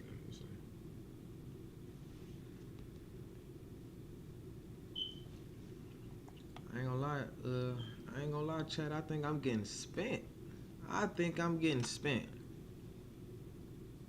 As you can see, Mango Kush. Man, I ain't gonna lie. I'm trying to get consistent with the content, Brody. I'm gonna keep it 100. I be drawing a blank when I be trying to think of what to do. You know what I mean? Who, me? Oh, him. I'm for sure camera shy. But they talking about you camera shy, Brody. You know, I'm hip. I'm trying to get, you know what I'm saying, consistent. You feel me? I see you got 7,000 subscribers on that bitch, though. Man, you talking about you kind of trash, man. Fuck that, man. You supposed to be, man. You feel me? Somebody gonna like this shit. I see now this product got problem with being funky. This video features a review of legal medical marijuana products in the state of Mississippi, where such use is permitted under state law. It is intended for informational and educational purposes only, and is suitable for viewers of legal age in jurisdictions where medical marijuana is lawful. You gotta put this little content warning before you do this type of shit. What's up, YouTube? Today I got a video. Hold on, let me actually get my shit right. Today I got a video brought to you by my friends who actually sent me out a nice. Ooh, I dropped the pack. My friends at they sent y'all me go subscribe to Dog. similar to JK Distro. Except this seems a little more personal. Hi Javo, we're so excited for you to try out our Valley Hemp products. Can't wait to see how you make them part of your daily routine. Looking forward to hearing what you think. And then it says Valley Hemp Team right there. That's the card they sent me. Similar to JK Distro, they sent a card out because the holidays, you gotta be in the holiday spirit. Hey, that's fire, bro. They sent you some shit, bro. Personal. And the company, it feels very much personal the way they sent me a nice card out. For myself. Okay, yeah, and also letter to law enforcement on the back. Always gotta have that. JK sent me a letter to law enforcement. Valley Hemp sent me a letter to law enforcement. That is very nice. That's very nice of them to do. This is the package came in like a little zip envelope type thing. They sent me, I already smoked one of them because I can't help my goddamn self. And it smoked great. It smokes great. I'm not gonna lie to y'all. They got me some premium indoor liquid diamonds pre-rolls. And the container says, if you see it, love. I'm not familiar with the product exactly, but see, I would actually add William say he fuck with you, buddy. Photos from the website so you can see. Did they reach out to you or did you reach out to them? I'm pretty sure they probably pick out like certain strands that they put with their products to make you feel certain emotions or whatever may come with it. I don't know what to say about it, but other than that, I opened it up. Smells great, like super skunky. Smells skunky, super skunky. These are some pre-rolls, like some mini pre-rolls, and I've been enjoying them. That's what I was trying to say earlier. Like they be smoked a few. They be doing some copyright shit sometimes. Green, and That's one of them G's. Diamond and all type of stuff infused inside of it, so it packs a bit of a punch. So I understand why they made them so small because these pack a punch. I'm not gonna lie to you. So like for the casual smoker, they'll probably like smoke half this thing and be blazed. Not gonna lie. But for experienced smoker, they'll smoke the whole thing Brody? And really have a good time with it. Have a real good time with the joint. Exotic THC A flower Valley hemp. I love the packaging. Looks like a pack of Hidden Valley Ranch. And got the flavor back here. It's Mango Kush. 31%. Mango Kush. Mango Kush, you say. Woo! I see now this product got problem with being funky. It's been very bad today. Woo! It's funky. It look good too. It's a nice little smell. That's fungal. It's like a candy and skunky. It's That's what's up, bro. Candy smell. Ooh, I like that. hey, I appreciate that. They sent me some fire. They sent. Hey, and not only that. Between us, how was the weed? Hold on. Let me bag feel like it. Between us though, how was the weed though? Like all bullshit aside, I know you gotta do your reviews and shit. You know what I'm saying? But how was the weed on some real nigga shit? Yeah. It won't tear or anything. Like, why would you send such a high quality, like, damn near feel like it made out of leather pleather type of bag with this? I appreciate the advice, my dog. I admire the quality of the bag. It's like if you're not gonna send a jar, you send a bag. You might as well send like a super high quality bag. It's like super high quality. I'm not gonna talk stuff about other people's products, but some people, I like other products that come with like, I've had products that come in nice jars and boxes, but it's some products that just come in bags. Oh, I just had some boxes. And you know they spend a lot on the bag. This shit right here? It's like, it's too high quality. Too fire, like, bro. You get like fucking flimsy plastic bags from other companies. This is like a fucking, feels like a fucking purse. Not gonna lie to you. But hey, I'm about to show y'all the gas, break it down, and smoke it. I'm just preemptively. No, Shannon, it don't even be the artists that do it. It be YouTube. I know some independent artists, like, you know what I mean? I don't know what it be. I ain't gonna lie. Cause sometimes I be just listening to music like in the background and it be an independent artist, and then I come back on my page and it be like, we had to block out some of your stream because of copyright, some shit. You know what I mean? But I get what you saying too though. But sometimes it don't even be, you know what I mean, the artist, it just be YouTube. Filming the video, smelling the gas. I already smoked pre-rolls and smoked great. Have not tried the Mango Kush. This is Mango Kush. I've not tried it yet. I gotta try the Mango Kush. Yeah, so this is on the product, and it's like I said, smells crazy. The buzz, nice and small, dense nugs. Nice. Hey, this got some nice greens, some nice purples, nice little trichomes. If I could get a nice shot of that. Oh yeah, that shit look good. Looking good. Smells crazy. Aroma smelling crazy coming out the bag. And the bag looks crazy. You can see the quality of the bag. Oh my God, the bag looks crazy. Valley hemp definitely came with some fun on this one. Break down smalls. They seem more dense than what they were. They were definitely fluffier than what you expected. But I love that because it breaks down so easy. Like, I didn't even struggle to break down the gas. It's been smelling crazy all the way through. I'm not gonna lie to you. I got one rolled up. My hand's so sticky. My life. No, they ain't gonna shut it down right now. They'll shut it down after I post it. Like, after I post it, they'll send you a, you know what I mean, a notice. Like, we can listen to it. We can listen to all the music right now on live. Like, they ain't gonna cut it off like on TikTok.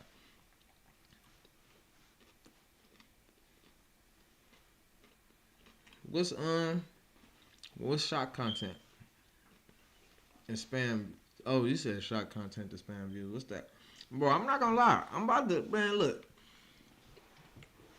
In a second, I'm about to go cut my sister hair.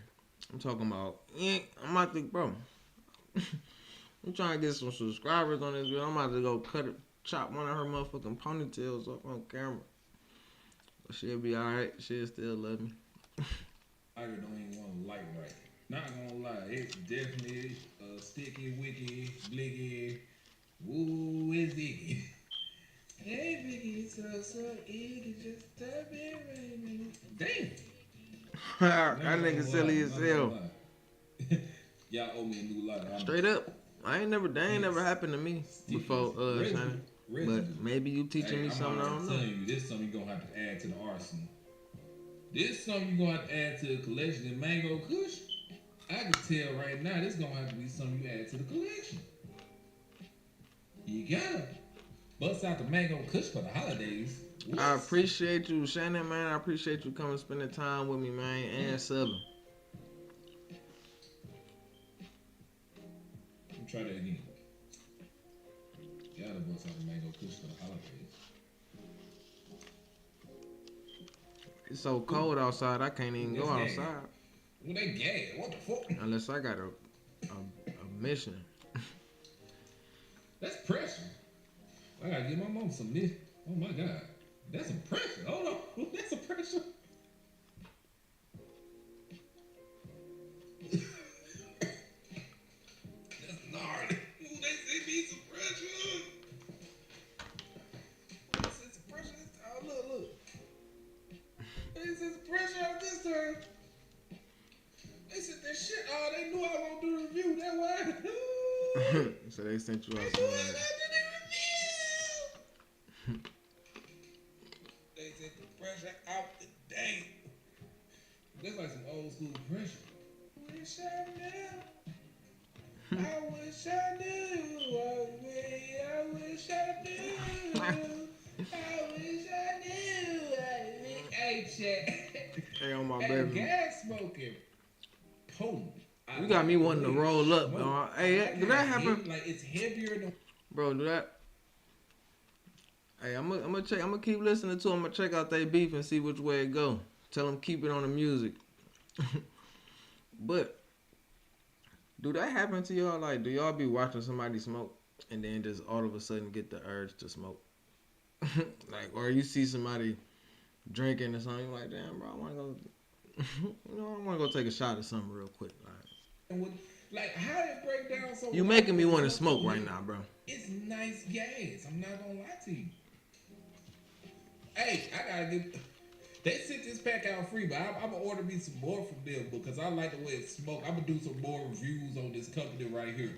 But if you want some of this gas that I just smoked on, link I'm in just description, talking shit. baby. Link in description. You know me. Link is always in description when I smoke this Zara. Link in description. Smoke the gas. Valley hemp. Review done. Gas is blowing. Link in description. Get up with y'all later. I'm out. I feel like I just wanna be whatever you two blocks see. I grab my face and then I scratch it till I tear it off. I got some shit up for my cousins, nigga, evil thoughts. That's what's up. I ain't gonna lie, I gotta start going to dispensary. I be fucking around, still be getting shit off the street. I do go to this one dispensary, but they gonna have to. They be having some dope, but you know. Let's see what we got up next, man. Oh wait.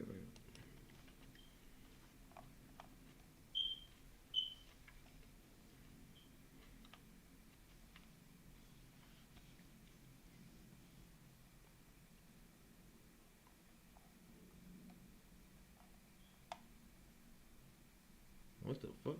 Oh, I think I seen that.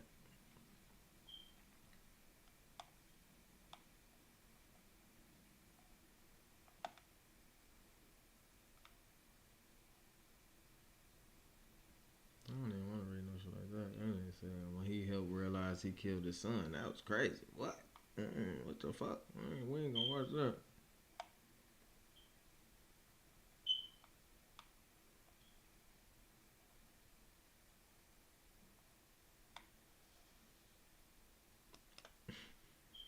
He talking about a teen forced to tell mom about his crimes. He and that bitch crying like a motherfucker. Don't cry now, nigga.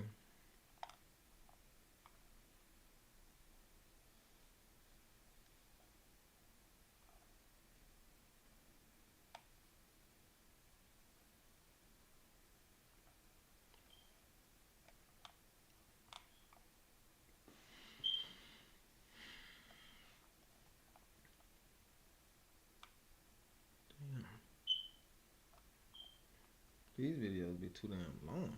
God damn, 40 minutes? I'm about to watch 40 minutes. No, that's kind of crazy.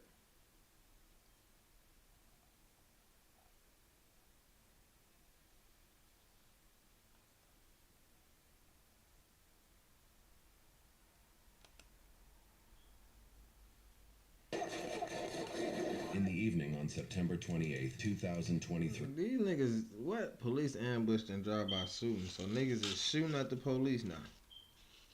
Crazy. Hey. Hey, matter of fact, bro, damn, it ain't even no way. I was gonna say, I need to send you some shirts, bro. Hit my, what's your Instagram, Brody?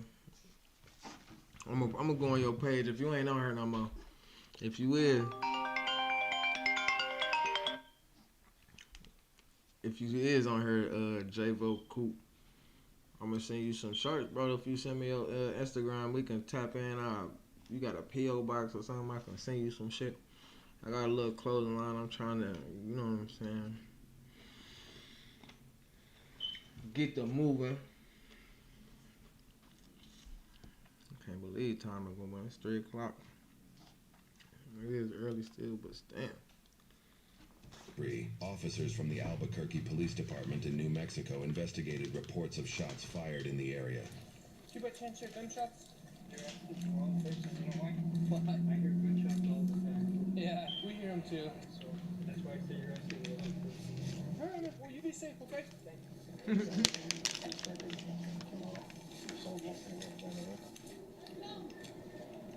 Police Department.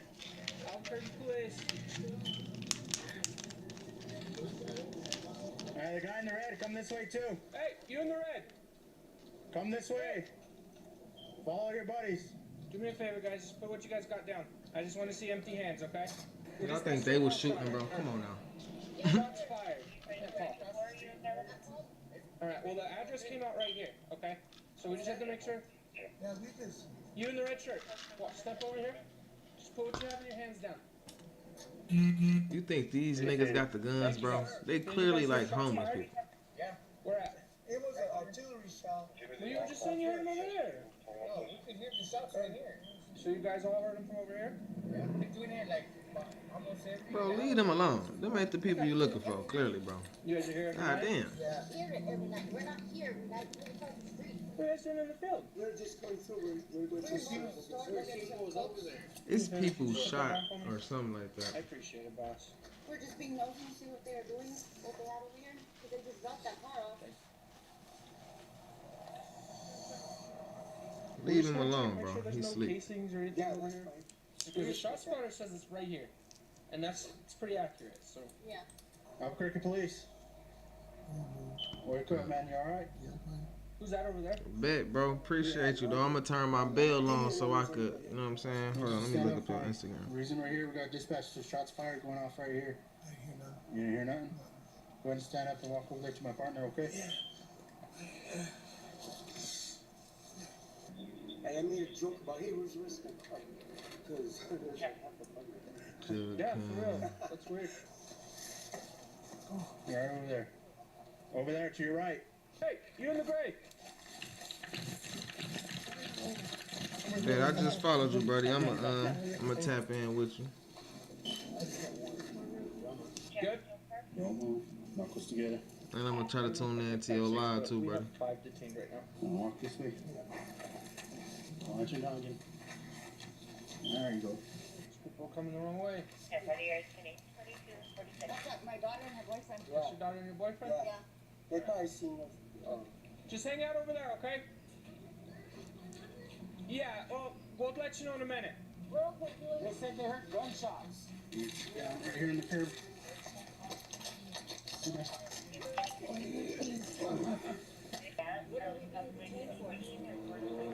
guys are detained because we're investigating. Make sure none of you guys were the ones shooting. What are you doing with that broke down car back there? I made it to him like that. I was telling my friend, hey, where's the rest of my car? Where do you guys live at? Where the lights at? And this is your family here? Yeah. You guys are good to go. Thank you. Y'all spend too much time fucking with them, bro. Go around this car. These niggas ain't had no gun and y'all knew they ain't had no. They was scared. That's what it was. Why did you try to take it off, dude? Any casings or anything around it? I didn't get to finish looking, but it says he has 29s. You want ammo? What do you have warrants for? Do you know Damn. what your original charge was? Good. Shoplifting? Excuse me. Misdemeanor or felony? I don't think I can let that go, okay? Probably gonna have to go to jail for it. Okay. Let me go. I would have lied, nigga. Misdemeanor, nigga. What the fuck? That's some little bullshit, man. Oh shit. Oh shit. Hold on. Hey, get up, get up, get up! Hold on. Hold the fuck on. Hold on. Hold on. That shit just went left quick as hell. Hold on. Let me finish rolling this bitch real quick. I ain't gonna hurt me. It didn't take me that long, you know what I'm saying? Real quick.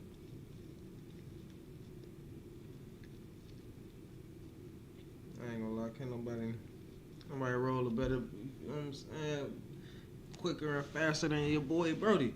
Nah, but look, y'all see the lights coming up. This gotta be the truck. That get the blowing at the, bro, what?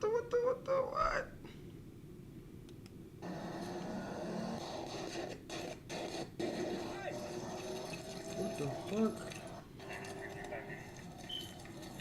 Hey, get up, get up, get up, get up! Get up! Come on.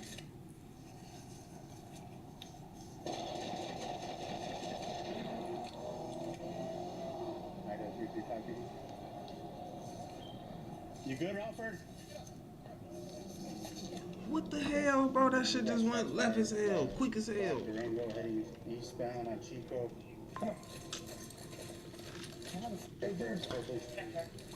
They just got the blowing at the police, bro.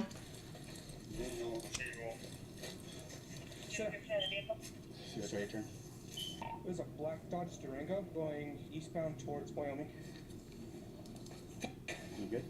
Yeah. Stay with him. I know he's scared as hell. Talking about is he okay, nigga? He's scared as fuck, nigga. That nigga just got the blowing at him for no reason.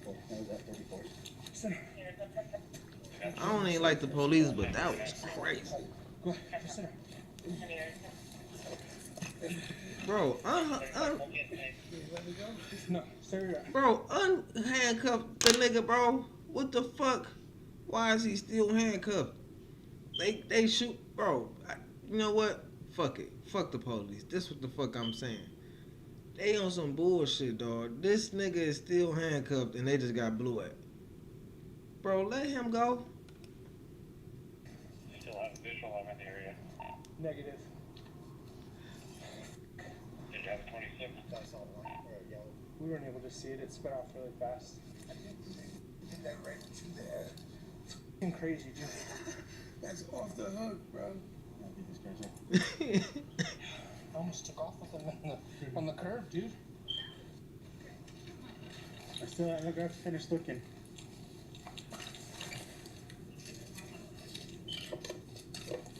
And this stuff is the reason why you weren't free to leave, okay? This is a crime.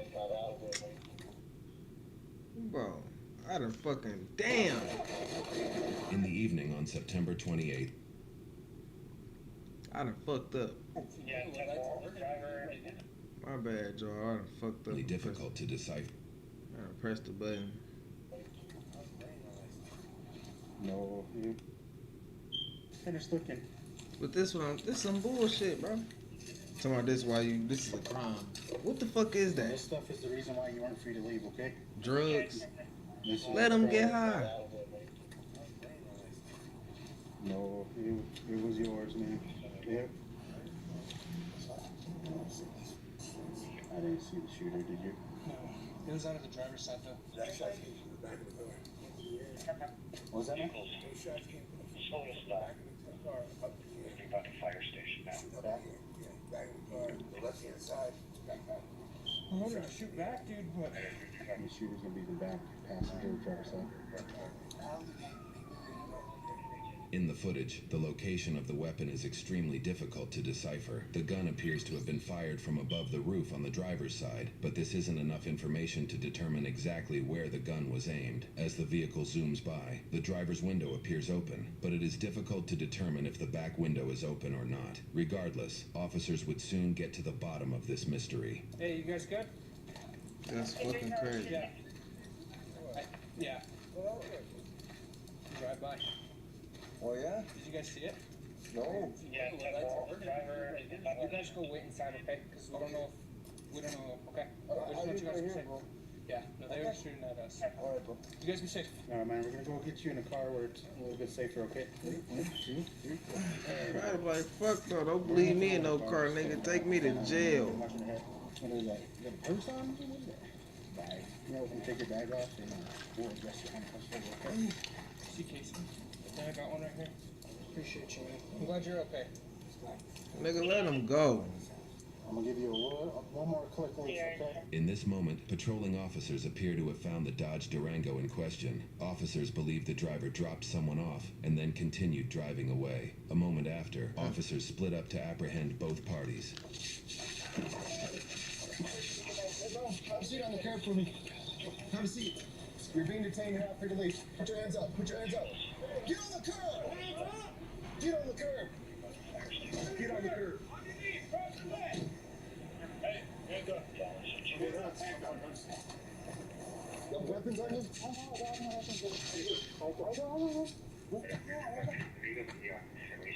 What's going on? Oh my God, guys. You just got out of Black Durango? No, he's not from Vermont, from Nancy Richards, guys. I know, I don't want, yeah, I don't do nothing. I don't get no car, nothing, right? I don't have a shoes on. There's a bridge. I'm listening, sir. I'm sorry. I couldn't tell. He's like crossed the street. He looked like he did, but. Yeah, drive on the vehicle. Shut your vehicle off. Turn the vehicle off. Put the keys out the window. Turn the car off. Turn it off. Driver is compliant this time. He's a WMA wearing an orange shirt. Drive your vehicle. Step out of the vehicle with your hands up and empty. Oh, sorry, sir. Car.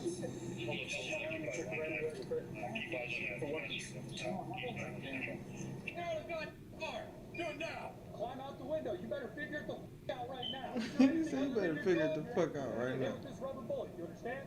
Out of the car. Now. At least he got rubber bullets. Or is that because he's a WMA? Look at the camera, welcome over by Vermont. I keep it right Now you're just detained, okay? We're telling you why you're being detained. I know, okay? You guys, I just walked from Vermont, guys. Like, I seen a white truck drive down there that this I wanted to go by in Vermont. You see your team back? Yeah. Hey, no, put him in the car. Yeah, sorry, took a reminder on this, and we get a GC check over Central Vermont. As far as somebody getting out of the vehicle and running, Yeah, he pushed it out. and then he runs across the street. He was trying to get up here quick. So we can articulate that he was in the vehicle. He was thinking about taking it. Yeah. Yeah, he looked, but These niggas on some bullshit. Your right hand, grab your shirt at the top of your neck. Right there. Pull it up. All the way up. I need to see your waistband. Front and back. Take it up. Turn around. Stop. Walk back towards the sound of my voice. Stop. Take 2 steps to your right. Oh yeah, it was for sure this nigga. I don't know about the other nigga, but this nigga did it. Stop. Yeah, I got it. Whatever they say, he did that shit.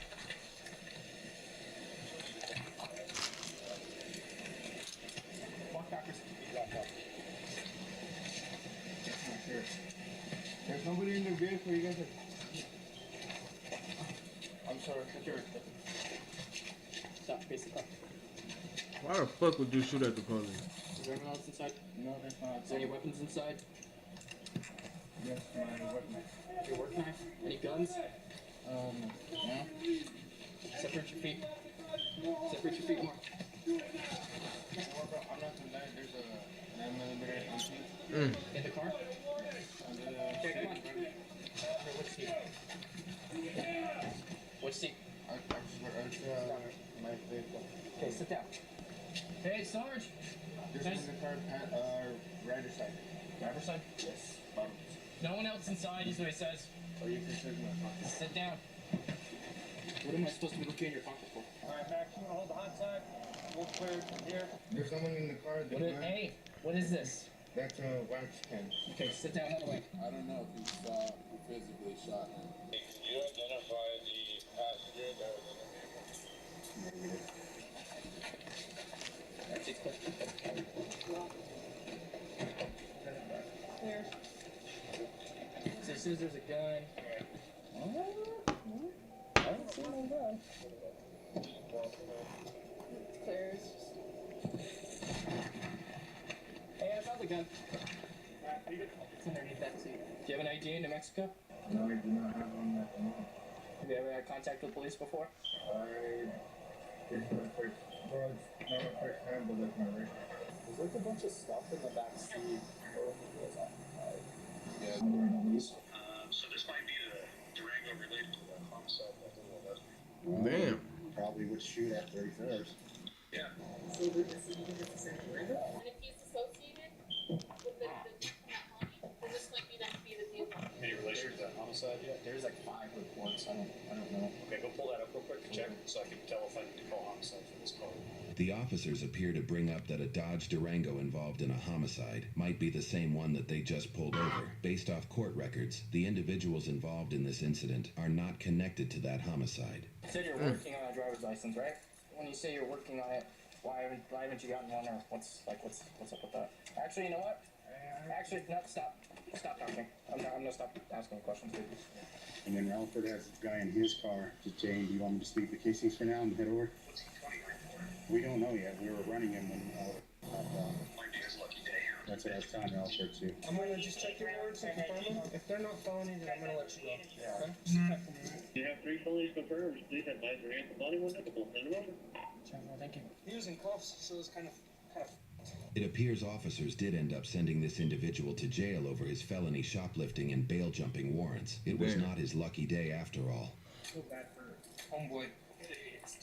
Dude, shooting for the passengers. Yeah, he said rear passenger side too, so I don't know.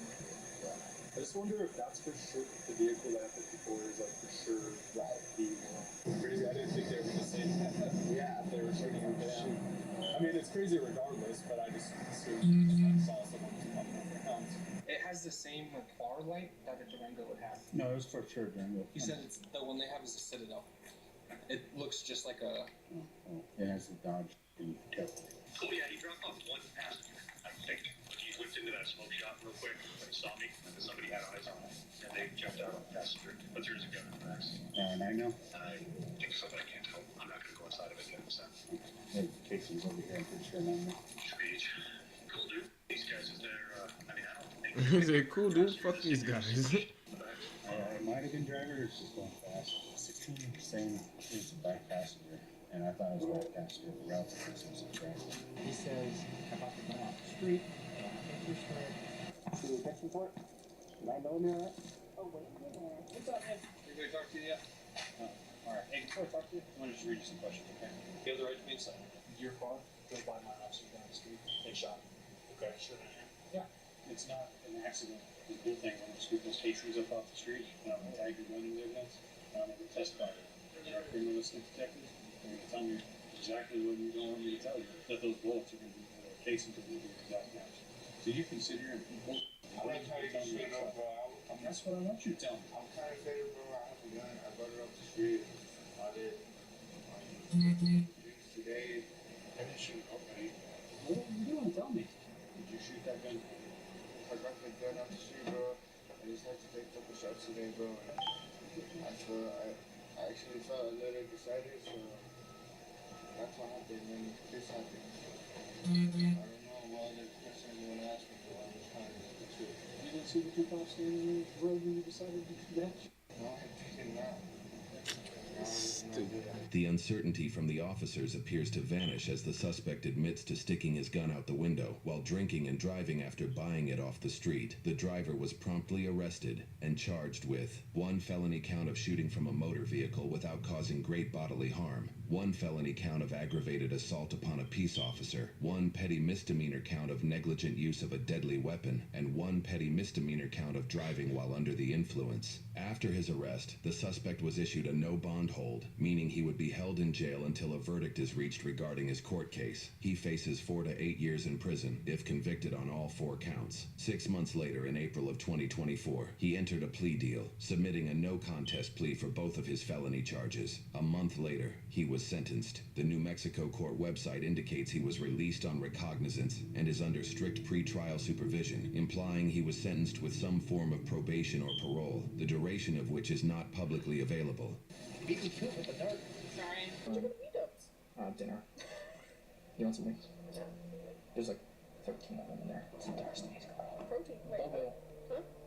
It's Thursdays. Oh, really? Bogo. Dog, this nigga gotta be the dumbest nigga in the world, Brody. No way he just rolled past the police, shot in the air for no goddamn reason. And you drunk driving.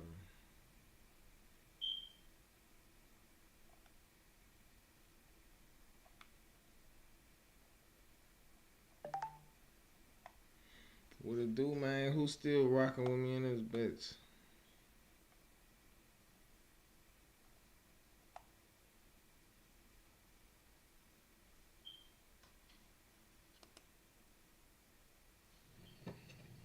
You like that intro? I see Market Police. I got you 3 in a row. Oh, no. That nigga said, oh, no. You got an escapee. Oh, I have the right to identify you. You understand it, right? Then you can search up my face and you can search up my record. There's a prison here? Yeah.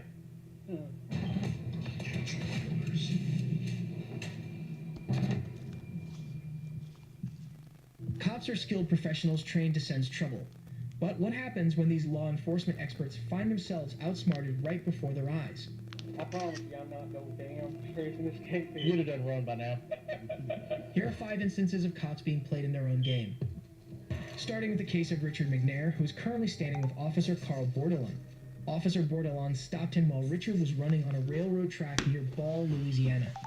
Officer Bordelon had received information about a prison break, and he wanted to ensure that Richard hadn't seen anyone or if he was the individual Officer Bordelon was looking for. You live around here, man? No. Where do you live at? Down the road by your house. Pineville? Pineville? Uh-huh. Okay. Do you have any form of identification on you? No, man. What's your name? Robert Jones. Robert Jones? Uh-huh. Why, I'm not supposed to be on the track? No, that's not the problem right now. What's your address? I don't have an address. I'm at the hotel. We're working on houses and stuff like that. We're roofing. Roofing? Yep. Right from the beginning of the conversation, Richard attempts to project an air of calmness and composure while interacting with the officer. He conscientiously responds to each question, but there's a noticeable lack of conviction in his answers. When asked about his residence, Richard responds with a vague "down the road," leaving the officer intrigued. Sensing evasion, Richard quickly adds that he's a worker on a project, possibly deflecting from his lack of area familiarity, and to heighten the intrigue, he throws in living in a hotel, weaving an alternative narrative to sidestep scrutiny. These subtle moves reveal Richard's calculated effort to keep up a facade of normalcy. What is? We got an escapee. Oh, shit. Where's from? Prison. There's a prison here? Yeah. Man, it's hot. Subject wear glasses? Nothing about glasses. Can you find out? I'm out with a white male on the tracks at Gilly Williams. Remaining composed, Richard provides the officer with straightforward answers and maintains a relaxed demeanor to avoid appearing anxious or unsettled. When the officer tells Richard, "We got an escapee," Richard, instead of reacting with alarm, stays calm and maintains his facade of innocence, rhetorically asking, "There's a prison here?" Unbeknownst to the officer, the Robert Jones that he is talking to is, in fact, Richard, the escapee from prison, the very person the officer is looking for. Any tattoos or anything? Look it over. No, no, he's clean. 50 years old. How old is your guy? You're how old? 50. That's born in 56. You said born in 56. 58. Any kind of details you can give me, huh? What eyes you got? Green, well, kind of a turquoise blue. Turquoise blue? You want to give me some more?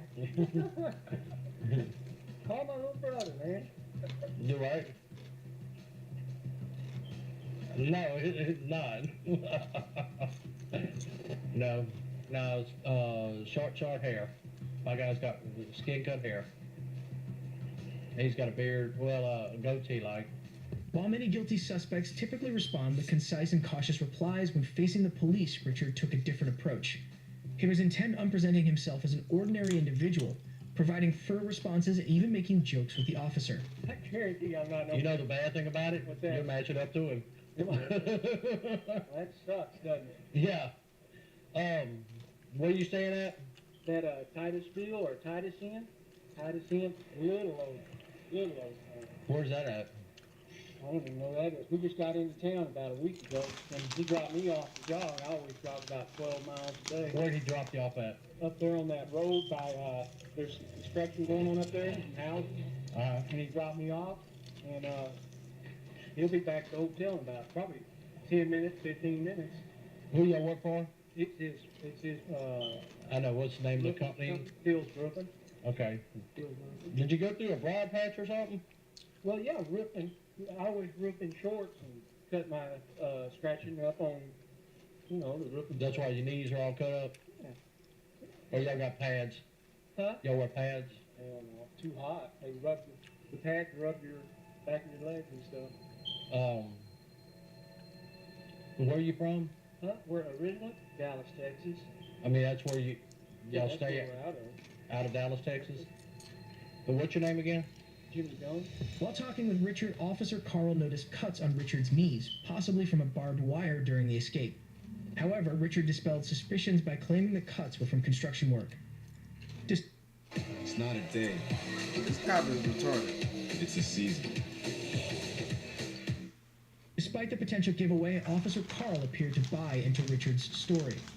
Another major red flag that the officer seemed to have missed was when asked Richard his name again, he provided a completely different one, Jimmy Jones. Ordinarily, this inconsistency should have been a dead giveaway, but Officer Carl didn't seem to notice it. Now, when I crossed the tracks down there, I saw you running. I said, well, how lucky can I be? Where's y'all's motel at? Okay, what do you think now? Because like I say, you'll always drive. Okay, Walmart's right there. Go right at Walmart, and there's a road. Is it 165? Right. 165 that goes south, and we're about 3 blocks. Kind of poor. Little old tiny hotel. I mean, it's clean, but it's family owned.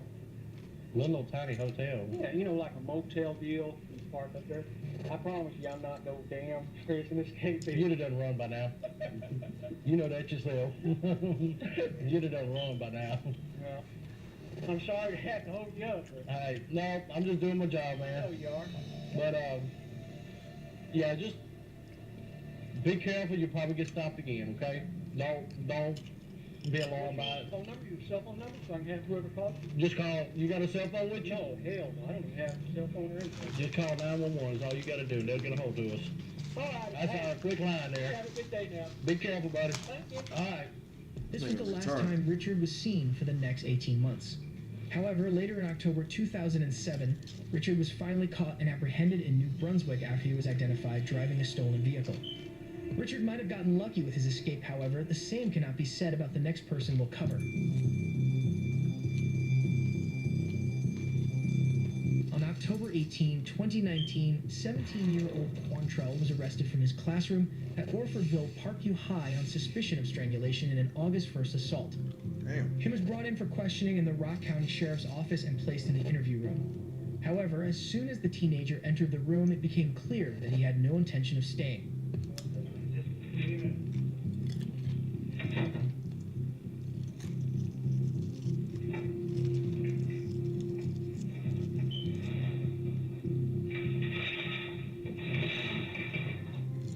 As soon as the detective leaves him, Quantrell scans the room and finds a window.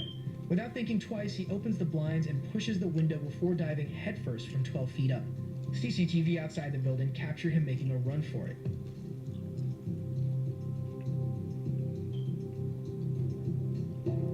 Despite having several CCTV cameras around the sheriff's office, no one noticed the absence of the suspect for at least the next 14 minutes. As the detective enters the room to start the interrogation, he takes a second to process what happened before he can react.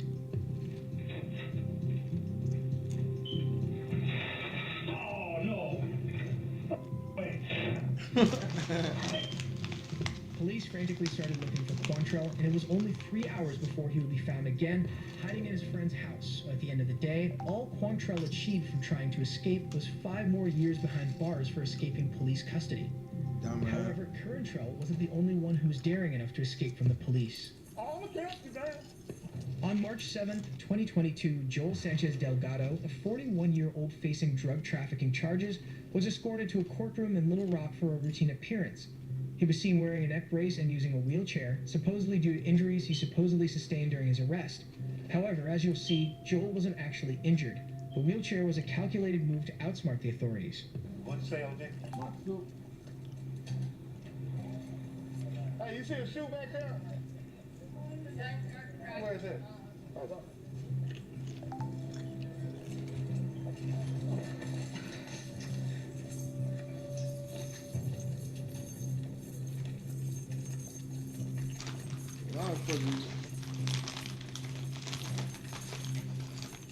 gonna catch you, man. I'm gonna shoot your bitch ass. As they approached the courthouse entrance, Joel asked the officer about his missing shoe, creating a distraction that allows him to swiftly leap out of the chair and sprint away with the officer in pursuit. Realizing he lacks his radio, the officer can't call for backup or alert his colleagues, giving Joel an advantage in escaping from only one officer instead of an entire squad. Tax Act is here to remind you you have to do your taxes. Let's get them over with. Most Planet Fitness clubs are open 24 hours, so you can work out whenever. We're coming in early, staying late. Hey, can you call the police for me? Call the police for me. Hey, call the police. Call the police. What way it go? This way? Oh! You got your phone? God damn. Joel successfully outran him. The officer being unable to contact backup gave Joel extra time to distance himself from the police. Went straight through the alley and cut that way. What's in your phone? My damn radio came up. Hold on. Damn, bro, I tried to come behind you and get him. I don't know where he went. Although the officer eventually informed his colleagues using a civilian's phone, it was too late. Joel had already hopped into a cab and made his escape, leaving the officer powerless at that moment. And I tried to get him. Hello? Hey, look. The wheelchair dude got up and ran.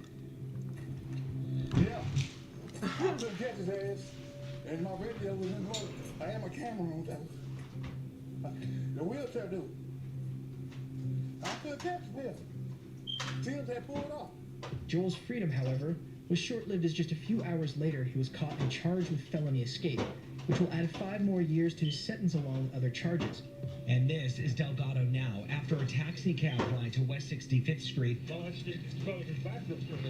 41-year-old is being wheeled into an ambulance, claiming to be injured and unable to walk. Investigators say he caught that taxi cab outside a hotel along Broadway. He's expected to face escape charges. Laura, I'm told he's back in the Pulaski County Jail tonight, and I'm told he was booked in while in a wheelchair yet again. While Joel was convicted because of his criminal past, what happens when the only criminal involved in a police encounter is the police themselves? If you try and come past me, you're going to go on the ground face first. Do you understand me? Okay, then I'm going to file a complaint against you. Go grab your camera, yes. On September 29, 2019, police rushed to a scene sparked by a heated exchange between Michael Franchik and his neighbor. Trouble brewed when Michael's 15-year-old son, Jack, was cruising on a gas-powered bicycle, and the neighbor, allegedly irate, issued threats of physical confrontation. Amidst the tension, a third-party caller dropped a bombshell, claiming Michael had a concealed gun. The sergeant relayed this startling detail over the radio, setting the stage for what was meant to be a civil and consensual conversation with Michael. Hello, are you, Michael? Hi, can I help you with something? Yeah, we're here about a... Your name? Officer Rodriguez. First name? Jim. Jim, how are you, Jim? Can And your name? Please. Charles. Sorry? Badge number? Badge number, Okay. please? Let's go ahead and talk about the incident that you had out here a few minutes ago. Don't know what you're talking about. Okay. Step down here for me. Yeah, no. Hey, whoa. Shut up, I didn't do anything. You just came into my house without a warrant. You're running away. I'm not running away from you. You just did. Is there any gun in your back pocket? I just want to make sure we're safe. We're safe. Okay. I'm not coming outside. Can we talk right here? Sure, okay. Jack, come here, report this. Come on outside. Report this. I'm outside. Jack, report this. Try my phone and report this. Whoa, I'm injured. As the officers approach Michael, he refuses to talk about the incident and attempts to go back inside his house. The officers, however, without any legal cause, force their way into Michael's home after him and attempt to drag him out. Michael refuses to go outside, but now agrees to talk to the officers inside the house. Officer Rodriguez, however, either didn't hear the agreement or didn't care and continued to force him outside. At this point, Michael's son, Jack, begins recording the whole ordeal on his cell phone. I am cooperating. You're violating my Fourth Amendment rights. Outside. You're violating my Fourth Amendment rights. Hey, you guys cannot come in here without a search warrant. You're going to be I'm videoing the phone. I'm cooperating. I'm not fighting you. I'm not fighting you. Outside now. Walk outside so we talk. Okay. Enough. I didn't do anything. You just tased me for no reason. What are you doing? What am I being detained for? Outside. What am I being detained for? Just stop resisting. I'm not resisting. No, don't take his phone. Don't take his phone. I'm good. I chilled the whole time. The officer attempts to take Jack's phone away from him to stop him from recording the incident. Jack, follow me and record. Follow me and record. Give us space. I'm not. Give us. Got an emergency? Send an SOS. PSA. Space. Okay. What's your space? Jack, record the whole bill. Give us space. Does this look like enough space? You saw the whole thing and it's all been recorded. It is. I didn't resist. I know. I didn't do it. You know. See, he acknowledged that I didn't resist, Jack. Yeah, I have on video. I didn't resist. Well, we asked you to stop, right? I didn't do anything against your instructions. This guy came into my house without a warrant, without any probable cause. Let me just talk for a second. I said, I don't know anything, and he tackled me in my house. He told you to stop, right? He did not say anything of the sort. Officer, I heard the whole thing, and it's on video, so. It's all on video. It is. It's all on video. It is. Dude, that guy is out of control. Yo, tomorrow on Twitch, my bad, bro. I be so focused on YouTube, I don't even be seeing the people on Twitch. What's the deal, my boy? Okay, then How you feeling? Then just what? I'm low key trying to learn how to work Twitch, so you know what I'm saying. You gotta work with me. What's your badge? What's your name? Subscribe or follow to your dog. You know what I'm saying. Be my first subscriber or something. Back right now. Hey, don't touch me. Stop harassing me. We're just trying to. I'm videoing this. Please get out of my personal space. No. Yes. You're not gonna Get out interfere of my with what we're personal doing. space. This is my property. Please You're get not out of my gonna interfere with an arrest. I'm chill. I've been chill. You can record all you want, but you're not gonna get close to it. I'm on my property. Move out of my personal space. I'm gonna stand right This here. is my personal square. Please move. I'm gonna stand right here. Please move. You're in my personal space. No. What's your name? Yeah, I do not need to give you that. Yeah, you do. For what reason? Because you're I know. I'm involved with this, yes. But this guy threatened me and called the cops on you. And what's your badge number? What's your name? What's your badge number? Badge number. That says name. 3K12. Okay. Now what's your name? I'm not making any statements. You're not making any statements? Nope. Okay, I have the right to identify you. You understand that, right? Then you can search up my face and you can search up my record. Okay. Okay. You're gonna sit tight for a minute. You're not Okay. going anywhere. I can go to my house if I want. No, you Am I can't. detained? You're detained. For what reason? For what? That guy threatening me? Why isn't that guy going to jail? That guy threatened to beat me in his ass. So why are you guys arresting him? Why are you attacking? He can do live. You trying to do what, buddy? Keep recording. I'm literally in my space, and this guy's just touching me. I didn't touch you at all. I have it on video. I've been recording this whole time, buddy. Okay. Despite his young age, Jack handles the situation with impressive poise. His clear understanding of his rights shines through as he knows he doesn't have to identify himself unless suspected of criminal activity. This awareness keeps him steadfast and unintimidated by the officers. Jack continues to record his father's arrest as two officers try to block him. Do not step forward. What did I just tell you? Please get out of my space. I do not have to. You cannot interfere with what we're doing. I'm not interfering when I'm on my property. Don't step towards the car. I'm not. Then You move out of did my step way. towards the car. I told you not to. Niggas being some asshole. Officer Ware. Okay, and what's your name? What do you want over this? Officer Proctor. Okay, I can go over it. Don't.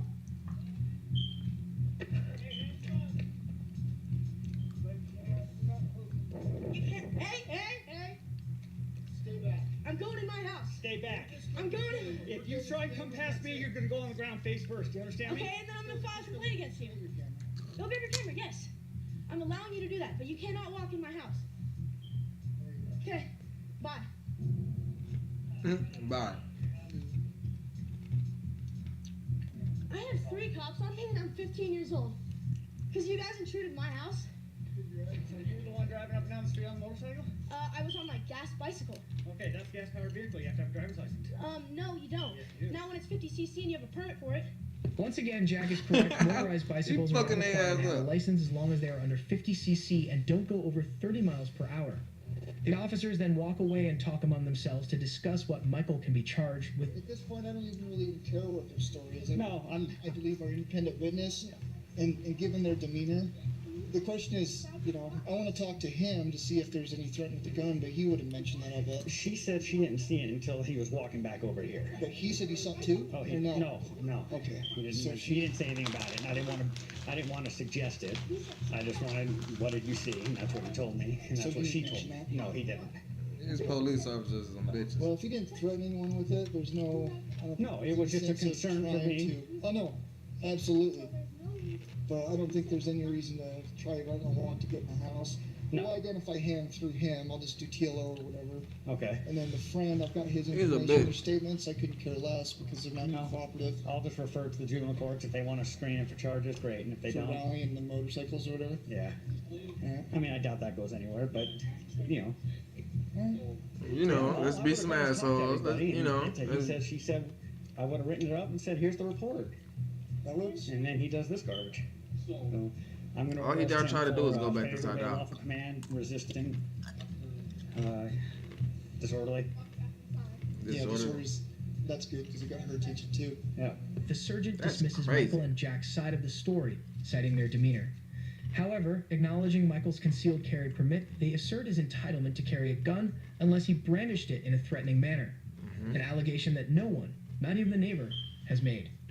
Meanwhile, Officer Proctor was taking Jack's account of the incident. He goes, that bike is illegal. I said, no, it's not. It's a 50cc bicycle, and I have a permit for it. Okay. And he said, get out of the way. He was on his little road bike. He said, get out of the way or I'm going to beat your ass. So I don't, if you guys want to believe him, and we have 2 witnesses, he has 0. Okay, calm down. Calm down. No, I'm pissed off because you guys just came in our Okay, house. but we tried to come here to ask a question and figure out what's going on because what we got told is a gun was involved in this incident. So we're gonna take this a little. No gun was involved, not Okay. at all. I don't know why you have to Then what? beat my ass. And I rode my bicycle back here. He ran back with me. I closed the garage and I told my dad. Okay. My dad was like, "Who is this? If anything goes farther, I'm gonna have to call the police." He walks outside to see where the guy is. Your dad? Mhm. Okay. And the guy comes out and he steps and he for instance, he walks and he goes like this. He walks right here in front of his face. So right here or Like down there? no, right down there, at the corner where you guys are parked down there. Okay. And he walks up right to his face like this, and he said, "Step back, because you're violating my his personal space." 1, and 2, if he steps one more close or he touches him, he has the right to defend himself. And Right. that is easily the right to defend himself. So there's no reason why he says a gun is involved. It wasn't him that said it. He doesn't even know about this. This was a completely other parties that were watching the whole thing happen. There was no gun involved. There was no gun involved. Okay. Well, I'm just telling you what we were told, and it was tucked in his back waistband / pocket, and they seen him as he was walking away. So that's. So I'm It's just telling not you, illegal, we can only motherfucker. go off the information we're provided. I understand that. Okay. So. But we have two witnesses that were literally like on site, and we're telling you the truth, and he's telling you the truth. So. Michael was charged with 2 misdemeanors, interfering with an arresting officer and failure to disclose identity. Those sentences could lead to 6 months in jail if Franchek was convicted. In September 2021, Michael filed a civil lawsuit against Park City and the officers involved in the incident, seeking over $1 million in a public apology. $1 million is crazy. 2 of the 4 officers involved in the incident were terminated. While the Michael Franchek case is a clear example of police misconduct, it is not the first time they convicted an innocent civilian. The evidence I have is frankly conclusive and overwhelming. Okay? On August 15, 2003, Hamilton police arrested Michael Dixon, 37, from the Hamilton bus stand on suspicion of robbing a jewelry store. However, a discrepancy arose as the witness report described the suspect as a short white man, while Michael was neither short nor white. Despite this, he was taken to the Hamilton police station for questioning. Sorry to keep you waiting, Michael. It's okay. It's been a long 2 days. This is one of our interview rooms here at Hamilton Police, and this is audio and videotaped. You're obviously not stupid, man. Video camera. Excuse me, my dog. Microphones on the wall, so everything we say and do is recorded. That's for both of our benefit. It benefits everybody. Right off the bat, we can see that Michael adopts a forward-leaning posture, which indicates that he is confident and relaxed. He maintains eye contact with the detective throughout the interrogation. Michael has read his Miranda rights and assures the detective that he will be cooperative and help the detective with the investigation. You are not obliged to say anything unless you wish to do so. But whatever you do say, what's the word, may bud? be given in evidence.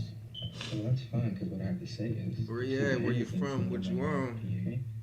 But I'm just curious to know, like, how it got this far, because, as I said to you earlier in the other room, the police officers that were stopped me on the street said that they had witnesses that I... You wanted to talk to me about the events in the other room, and I told you that that wasn't the right time and place to discuss it, remember? Right, yeah. Yeah.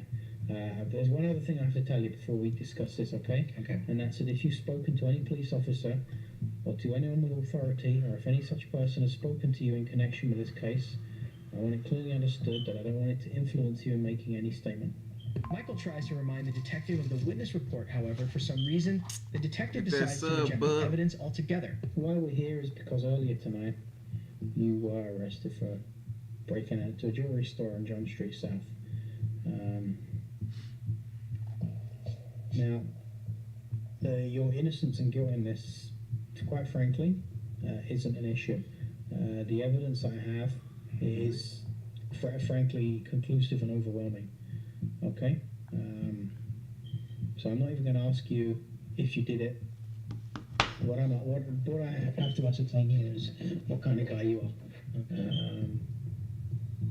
Whether this is, you're like a serial burglar, and this is what you're doing all the time, or whether this is See how the police be so fucking stupid. Power cut and everything that's going on tonight.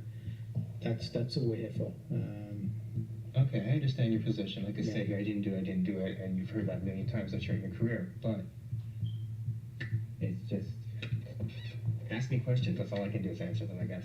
I've got no questions to ask you. I mean, why did you do it? That's basically it. I hate the police. This make me hate them even more. I swear to God. If I'm saying I didn't do it, I really don't have an answer for you except to say I didn't do it. I guess we haven't really got a great amount to talk about. Yeah, it's like I said, whether you did it or not isn't up for discussion. Okay, well, it's really not. Michael seems confused by this statement, and understandably so. The detective is bluffing. There is no evidence to suggest that Michael is the culprit. Even the suspect description in the witness report suggests otherwise. While it may seem illegal, the police are allowed to lie during an investigation to put pressure on the suspect and force a confession out of them. In this case, however, Michael knows he's innocent and sees right through the detective's bluff. He maintains a forward-leaning posture and eye contact, making the detective slightly uncomfortable as he switches his position and breaks eye contact. There's a number of witnesses. Great. One of whom had a video camera. Perfect. Yeah. Okay, then. Well, that's relieving. That's relieving, to be quite honest. Yeah. So view the video camera. I have. Okay. That's why your guilt isn't an issue here. I fucking hate the police, bro. Because if I'm on the video camera It doesn't make sense. You have a video camera that shows me? Yeah. It doesn't make sense. It makes perfect sense to me. Well, I guess I have no choice but to be the lawyer then, if this is the kind of thing you're going to go through with me. This isn't going to go away. You're charged with breaking in. You will be I charged understand tonight. that. Okay. You will be going to court in the morning, charged with breaking in with intent. Okay, that's. I fucking hate the police. Okay, are you just making this up that you have a video camera so you see how I react? Because it goes that if you're saying, okay, let me hear for a second, please. If I am guilty, as you believe, because you had me on video camera, what are we talking about? Go through the procedure. But I'm saying, I'm trying to call your bluff here because since I know I didn't do it, there's no way I can be on the video camera. Like I say, it's not a game of poker. Okay. The detective won't let up. He thinks that by lying to Michael about having evidence and eyewitnesses, he can scare him into confessing a crime he didn't commit. However, Michael, steadfast in his innocence, remains unmoved, easily seeing through the web of lies the detective is weaving. He maintains his innocence for the next few minutes, and the detective asks him to draw out a map and specify his movements before the arrest. Every detail of his alibi was later proven to be accurate. Maybe a dotted line that's your path. How's that? And another dotted line where the police officers come from. Okay, this is the tunnel, the bridge. Okay. And come up the bus station. So which way is north, towards the lake? North. Okay. And so I came here. The EMS truck or whatever ambulance it was there, went off, crossed here, and crossed here. That's it. Okay, did you come straight from the bus? Yeah, absolutely. Like, I even looked, I said, maybe I should take a cab. I'm like, oh, no. Okay, so you came straight off of the bus? Yeah. And that's it. Like, the bus is... Ooh, that's it. It's like, I was off the bus, like, maybe, what, 2 minutes? So how long before you were arrested were you off of the bus? That's what I'm saying. Like, from there to there, it's like, not even 2 minutes. Did you stop or do anything in the interim? I was walking, I was trying to see in the dark and questioning, like, am I going to get mugged? And that's about it. So where were you when you first became aware of the people who subsequently were police officers? Okay, well, there's a building here in the corner.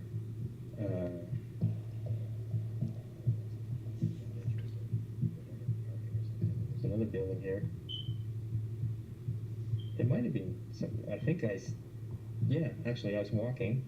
I saw a flashlight or something there, and I can hear hollering, and then someone else is here, and that person, or maybe, I don't know, maybe that person ran, I'm not sure. But anyways, I was approached here. Okay. From the information I've got, you're going to be charged tonight with breaking in. Mm-hmm. However, I do have a duty to make sure that the truth is...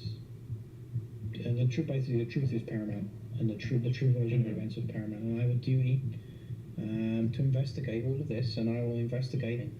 And I assure you I'll investigate this story thoroughly. And hopefully I'll be able to find something here which will either prove or disprove that you're entitled to under the Constitution of Canada, and that you're treated decently, and that the truth comes out. Yeah, basically that's being doubted until proven innocent. That's, I guess, the premise here, right? I mean, from my point of view. So. Okay, so that's the things that I look for. Okay, cool. Michael had to spend 3 days in jail and had a curfew for 9 months before all the charges were eventually dropped. Michael sued the county police and received over $100,000 in damages, while the interrogating officer was demoted and suspended without pay. Thank you. Also, whoever has the most viewed TikTok or YouTube short using a clip from this video, we will send you $100. You can post however many times you want, but you must tag our YouTube handle and put YouTube Catching Killers in the title/description.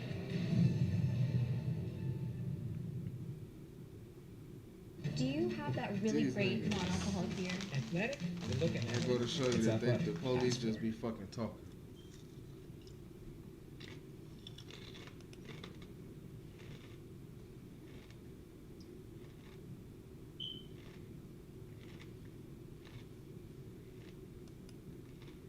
In this video, you'll see how a typical traffic stop turned into the arrest of a nationally wanted murderer who had been hiding for more than 28 years. Stick your hands out now!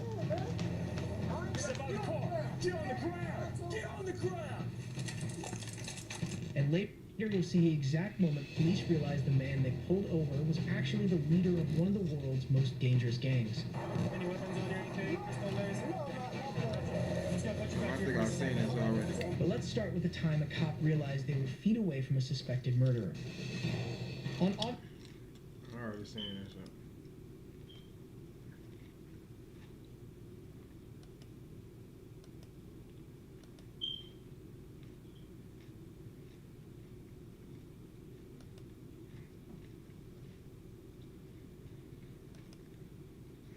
In this video, you'll see an innocent teenager destroy this police officer's career after he was unlawfully shot. I gotta stay off of fucking YouTube. I seen this shit too.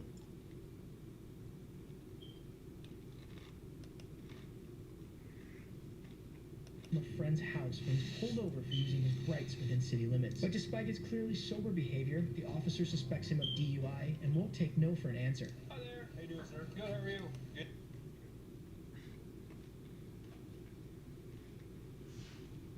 It's crazy.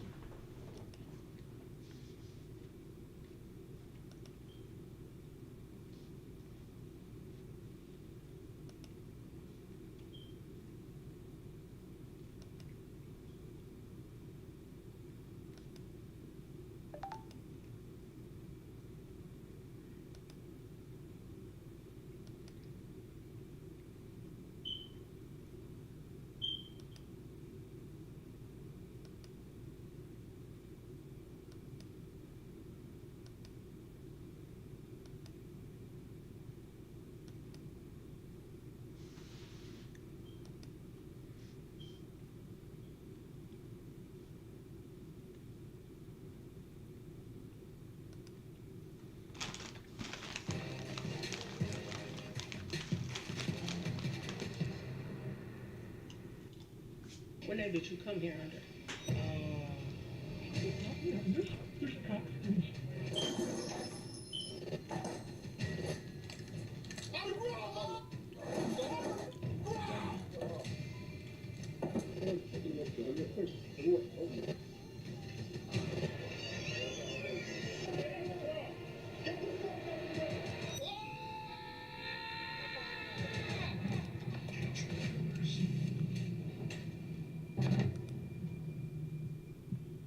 While some criminals successfully elude police for years, others seemingly do everything they can.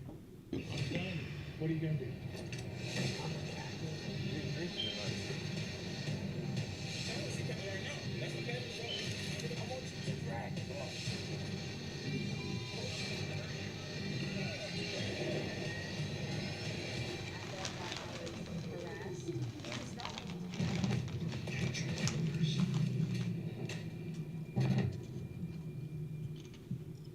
Cops take an oath to serve and protect the community, but what happens when the community needs protection from them? I'm about to hurt you. Here are 6 cases of corrupt cops getting caught red-handed, starting with the case of a small-town officer who thought showing up drunk to work was a good idea.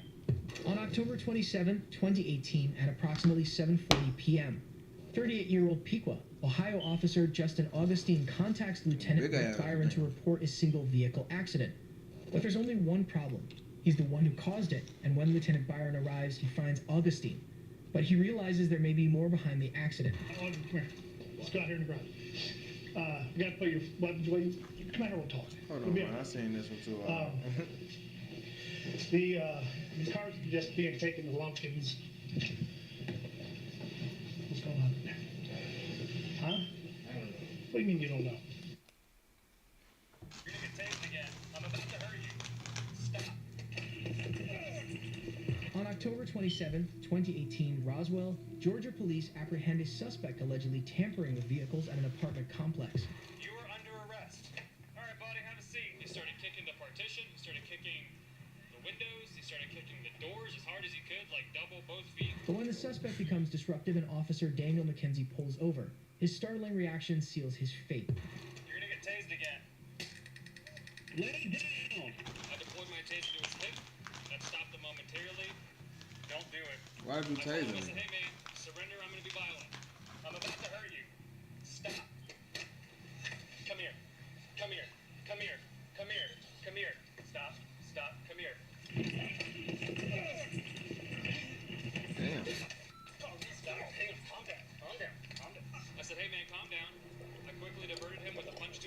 grabbed him. We were able to pull him out right here. Yeah. After an investigation, it was discovered that multiple pages of the final report were left out of his public release. He admits to tasing the handcuffed suspect and to punching him with a closed right fist. All of that is in the secret narrative, but missing from the public report of the very same incident. While local media coverage pressured changes at the Roswell Police Department, the same can't be said for many other Georgia towns. The Roswell Police Department now releases full incident reports and officer narratives, but other Georgia cities and counties use the very same incident reporting software, allowing them to create alternate public versions of police reports in violation of state law. When is a police incident report public record? Always. Officer Daniel McKenzie abruptly resigned as the investigation was underway, but was later indicted after the video went public. He pleaded guilty to aggravated assault, battery, making a false statement, and violating his oath as a police officer. He was sentenced to 1 year in prison and 5 months probation. As infuriating as an example of police corruption as that was, it's nothing compared to our next case. You've been drinking tonight, sir. I'm a captain. I cannot, sir. I know you're aware of our body cam policy. Are you gonna arrest me, Jim? Yes, I am. In the early morning hours of March 12, 2023, Oklahoma City police witnessed an unmarked police vehicle swerving and speeding along residential roads. But when a stop is performed and the driver approached, his identity makes a bad situation catastrophic. Get back in your car. Drunk? Captain. Huh? A what? Captain. Of what? Don't reach in your pocket. Get back in your car. 116 show me 10-6 on Henry Lincoln Edward 497.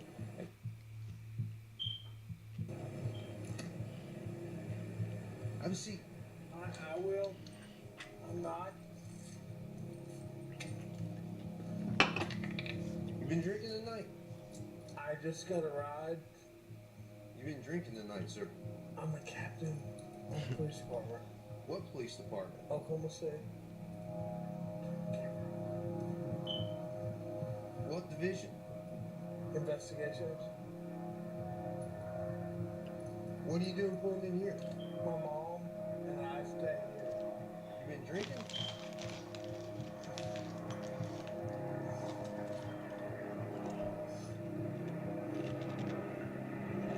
Dude.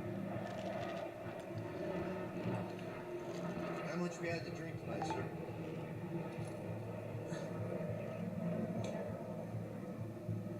Please. Huh? I'm not turning my camera off. Okay. Go ahead and step out of the vehicle. You gotta be kidding me. Yeah, we're not gonna get a return on it. The suspect is none other than veteran Oklahoma City Police Captain James French, who informs the officer of his rank before asking repeatedly for him to turn off his body cam, a request which is thankfully denied. How much we drink tonight, sir? I was at a poker game. Uh-huh. Because you were swerving all over when you turn up here, you didn't use your signal. I'm sorry. How much you drink at your poker game? Not much. Not much? Mhm. How much is not much? I don't know. Beer? Liquor? How Beer. many beers? 3 or 4. 3 or 4? Three How or long four. ago was that? That nigga drunk as hell. It's been going on a while. How long ago did you drink the last beer, sir? What time is it now? It's 0140. Midnight. 0 You think 1 you should 4. driving? No, but I came from 4 blocks. Your mom lives here. I live here. You live here. Yes.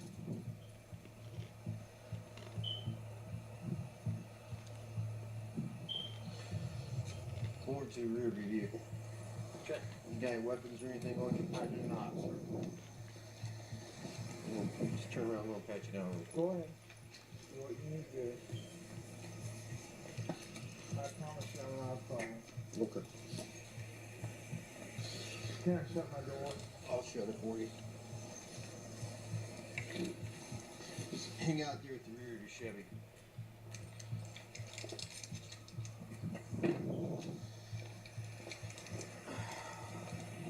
What investigations are you with? Yeah, over there. You know Lieutenant Britton? Yeah. It should be available to. He's a good man. I like him. He is. He works for Jermaine. Jermaine Johnson? Yes. Jermaine's a good man too. He is. Hang on right there, sir. That's right. Just stand with your feet together, hands down by your side for me. Hands down by your side, please. Look straight ahead. You see the tip of my pen, sir? I do. I want you to follow the tip of my pen without moving your head, okay? Don't move your head, sir.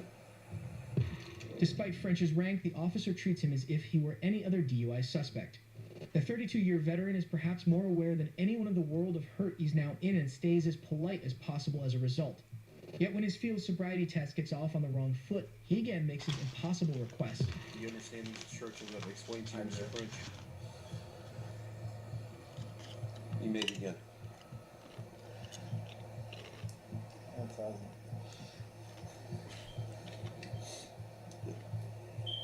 Sir, I cannot, sir. please. I know you're aware of a body cam policy. You know I cannot turn off this body cam. But I'd like to talk to you. I can't do that, sir. Please. Please. I'd like to talk to you. Well, are you going to do the test or not? Will you please talk to me? I'll talk to you once we're You can done. turn it off, you can turn it on. I can turn it off once I'm done with my investigation, sir. Okay. I'm asking you. I'm a captain on this police department. I understand that, sir. I get And I am that. a sergeant on this police officer, and I I've am taken not. an oath to uphold the law. I don't show not. favoritism to anyone, regardless. I don't I- care if you're a Sir. gangbanger or the President of the United States. Sir, I'm not asking you for that. If I was to treat you differently than I was to treat like some Southside loco or some pedo, how's that look on me? Okay, I'm not asking you for that. Because I wouldn't do that for any of them. Sergeant Skinner, please. Sergeant Skinner. Are you going to do the test or not, sir? I will. I will do whatever you ask. Okay, once we complete the test, I'll turn off my body cam once I'm done with my investigation. Okay. The officer is firm with the captain and letting him know he is going to treat it as anyone would. He allows the captain one final try at the field sobriety tests. You want to try that again? I will.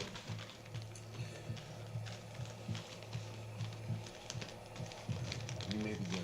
1, 2, 3, 4. Sir, please. Please. I'm asking you. I can't do that. Okay. So we're not going to do the test? We will. Okay, 'cause you keep stopping. Okay, let's try another test. You're familiar with the walk and turn? I am. Okay. While I demonstrate the walk and turn for you, I want you to stand with your left foot in front of your right foot, okay? Left foot in front of your right foot, heel to toe, hands down by your side. Can you do that for me, sir? This nigga fucked up. Alright. Yes, sir. Hands down by your side. Despite this corrupt captain's best efforts to abuse his position, he's arrested for driving under the influence. 5, 6, 7, 8, 9. Go ahead and turn around for me. Put your hands behind your back. Are you gonna arrest me, Tim? Yes, I am. Can I talk to you? Go ahead and put your hands behind your back, sir.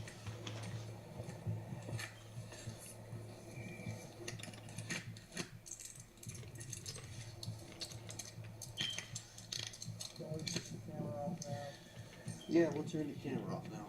Thank you. Captain James French is taken into custody and booked in the Oklahoma County Jail. After placing bond, he was put on administrative leave with pay. The individual is later identified as one of our captains, Captain James Matt French. He goes by the name of Matt. Was the individual that was driving the vehicle. Breaking your sworn oath while off duty is bad enough, but what happens when a highway patrolman does it on the job, and a young mother becomes his victim? I do no drugs, no nothing. Swear to God.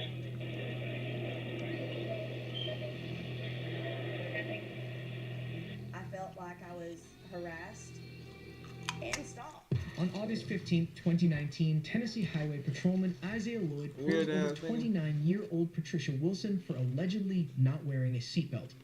But what happens next is just as shocking as the eventual consequences.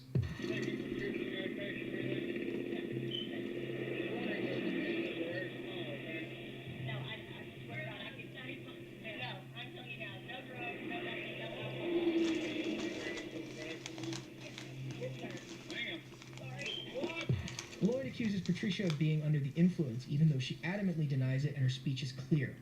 His command for her to step out of the vehicle is eventually deemed legally improper, as is the unusually intimate search that happens next. I'm taking my mama over here. No. I do no drugs, no nothing. Swear to God.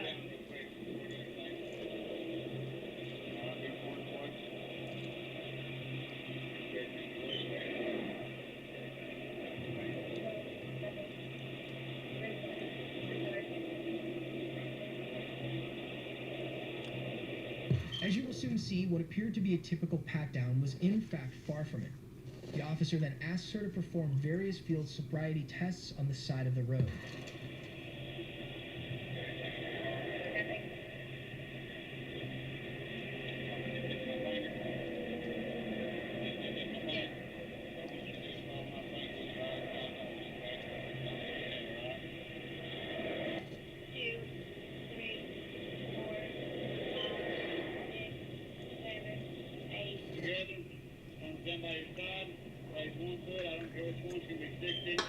I can't see underneath the hood of the car where his hands are, how far in my pants he is, and how long it takes him to remove his hands. Patricia will allege that Lloyd stuck his fingers inside her shorts during the search, and after performing a haphazard field sobriety test, finally let her leave. But when he spots Patricia again a mere 3 hours later driving near her home, he pulls her over yet again, this time for alleged tinted windows and swerving. While Lloyd's microphone is not activated, his alleged statements are profoundly disturbing. Was he flirting with you? What did he say? I felt that he was.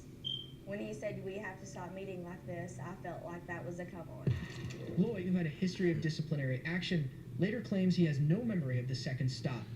After 9 internal investigations into his behavior in 2 years, he's allowed to resign from his position. This case proves the lack of respect that some officers have for the citizens they're sworn to protect, and our next shows that suspects don't fare much better. I don't have no federal warrant for my arrest. I don't have no warrant. Try to see papers real quick. Show me. In Cleveland, O Detective Donald Kopchak tells suspect Trishon Lewis his case is dismissed and he needs to come claim his property. It turns out to be a clever ruse to arrest him. But when Lewis arrives to be greeted with a warrant, Kopchak's way of serving it lands him in seriously hot water.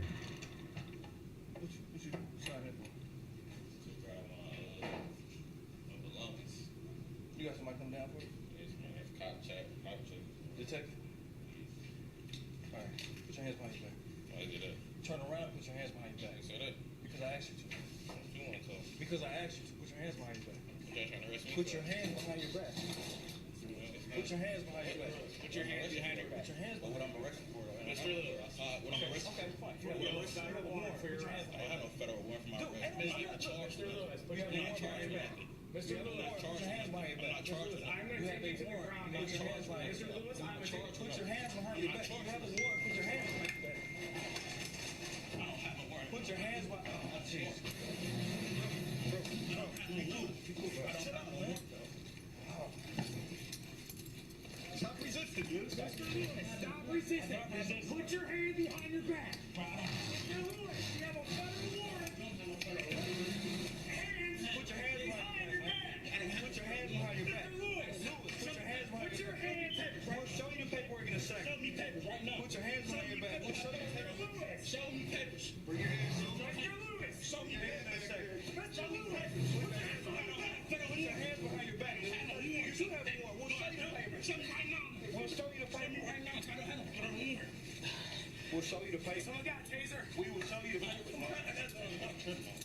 don't have no warrant. We're not lying to you, sir. We wouldn't lie to you. Show me the papers. I don't have no warrant.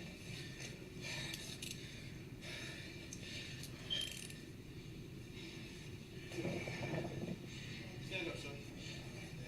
Stand up, man. 1, 2, 3. Stand up. You just gonna lay on the floor all day? Bro, I don't have no warrant.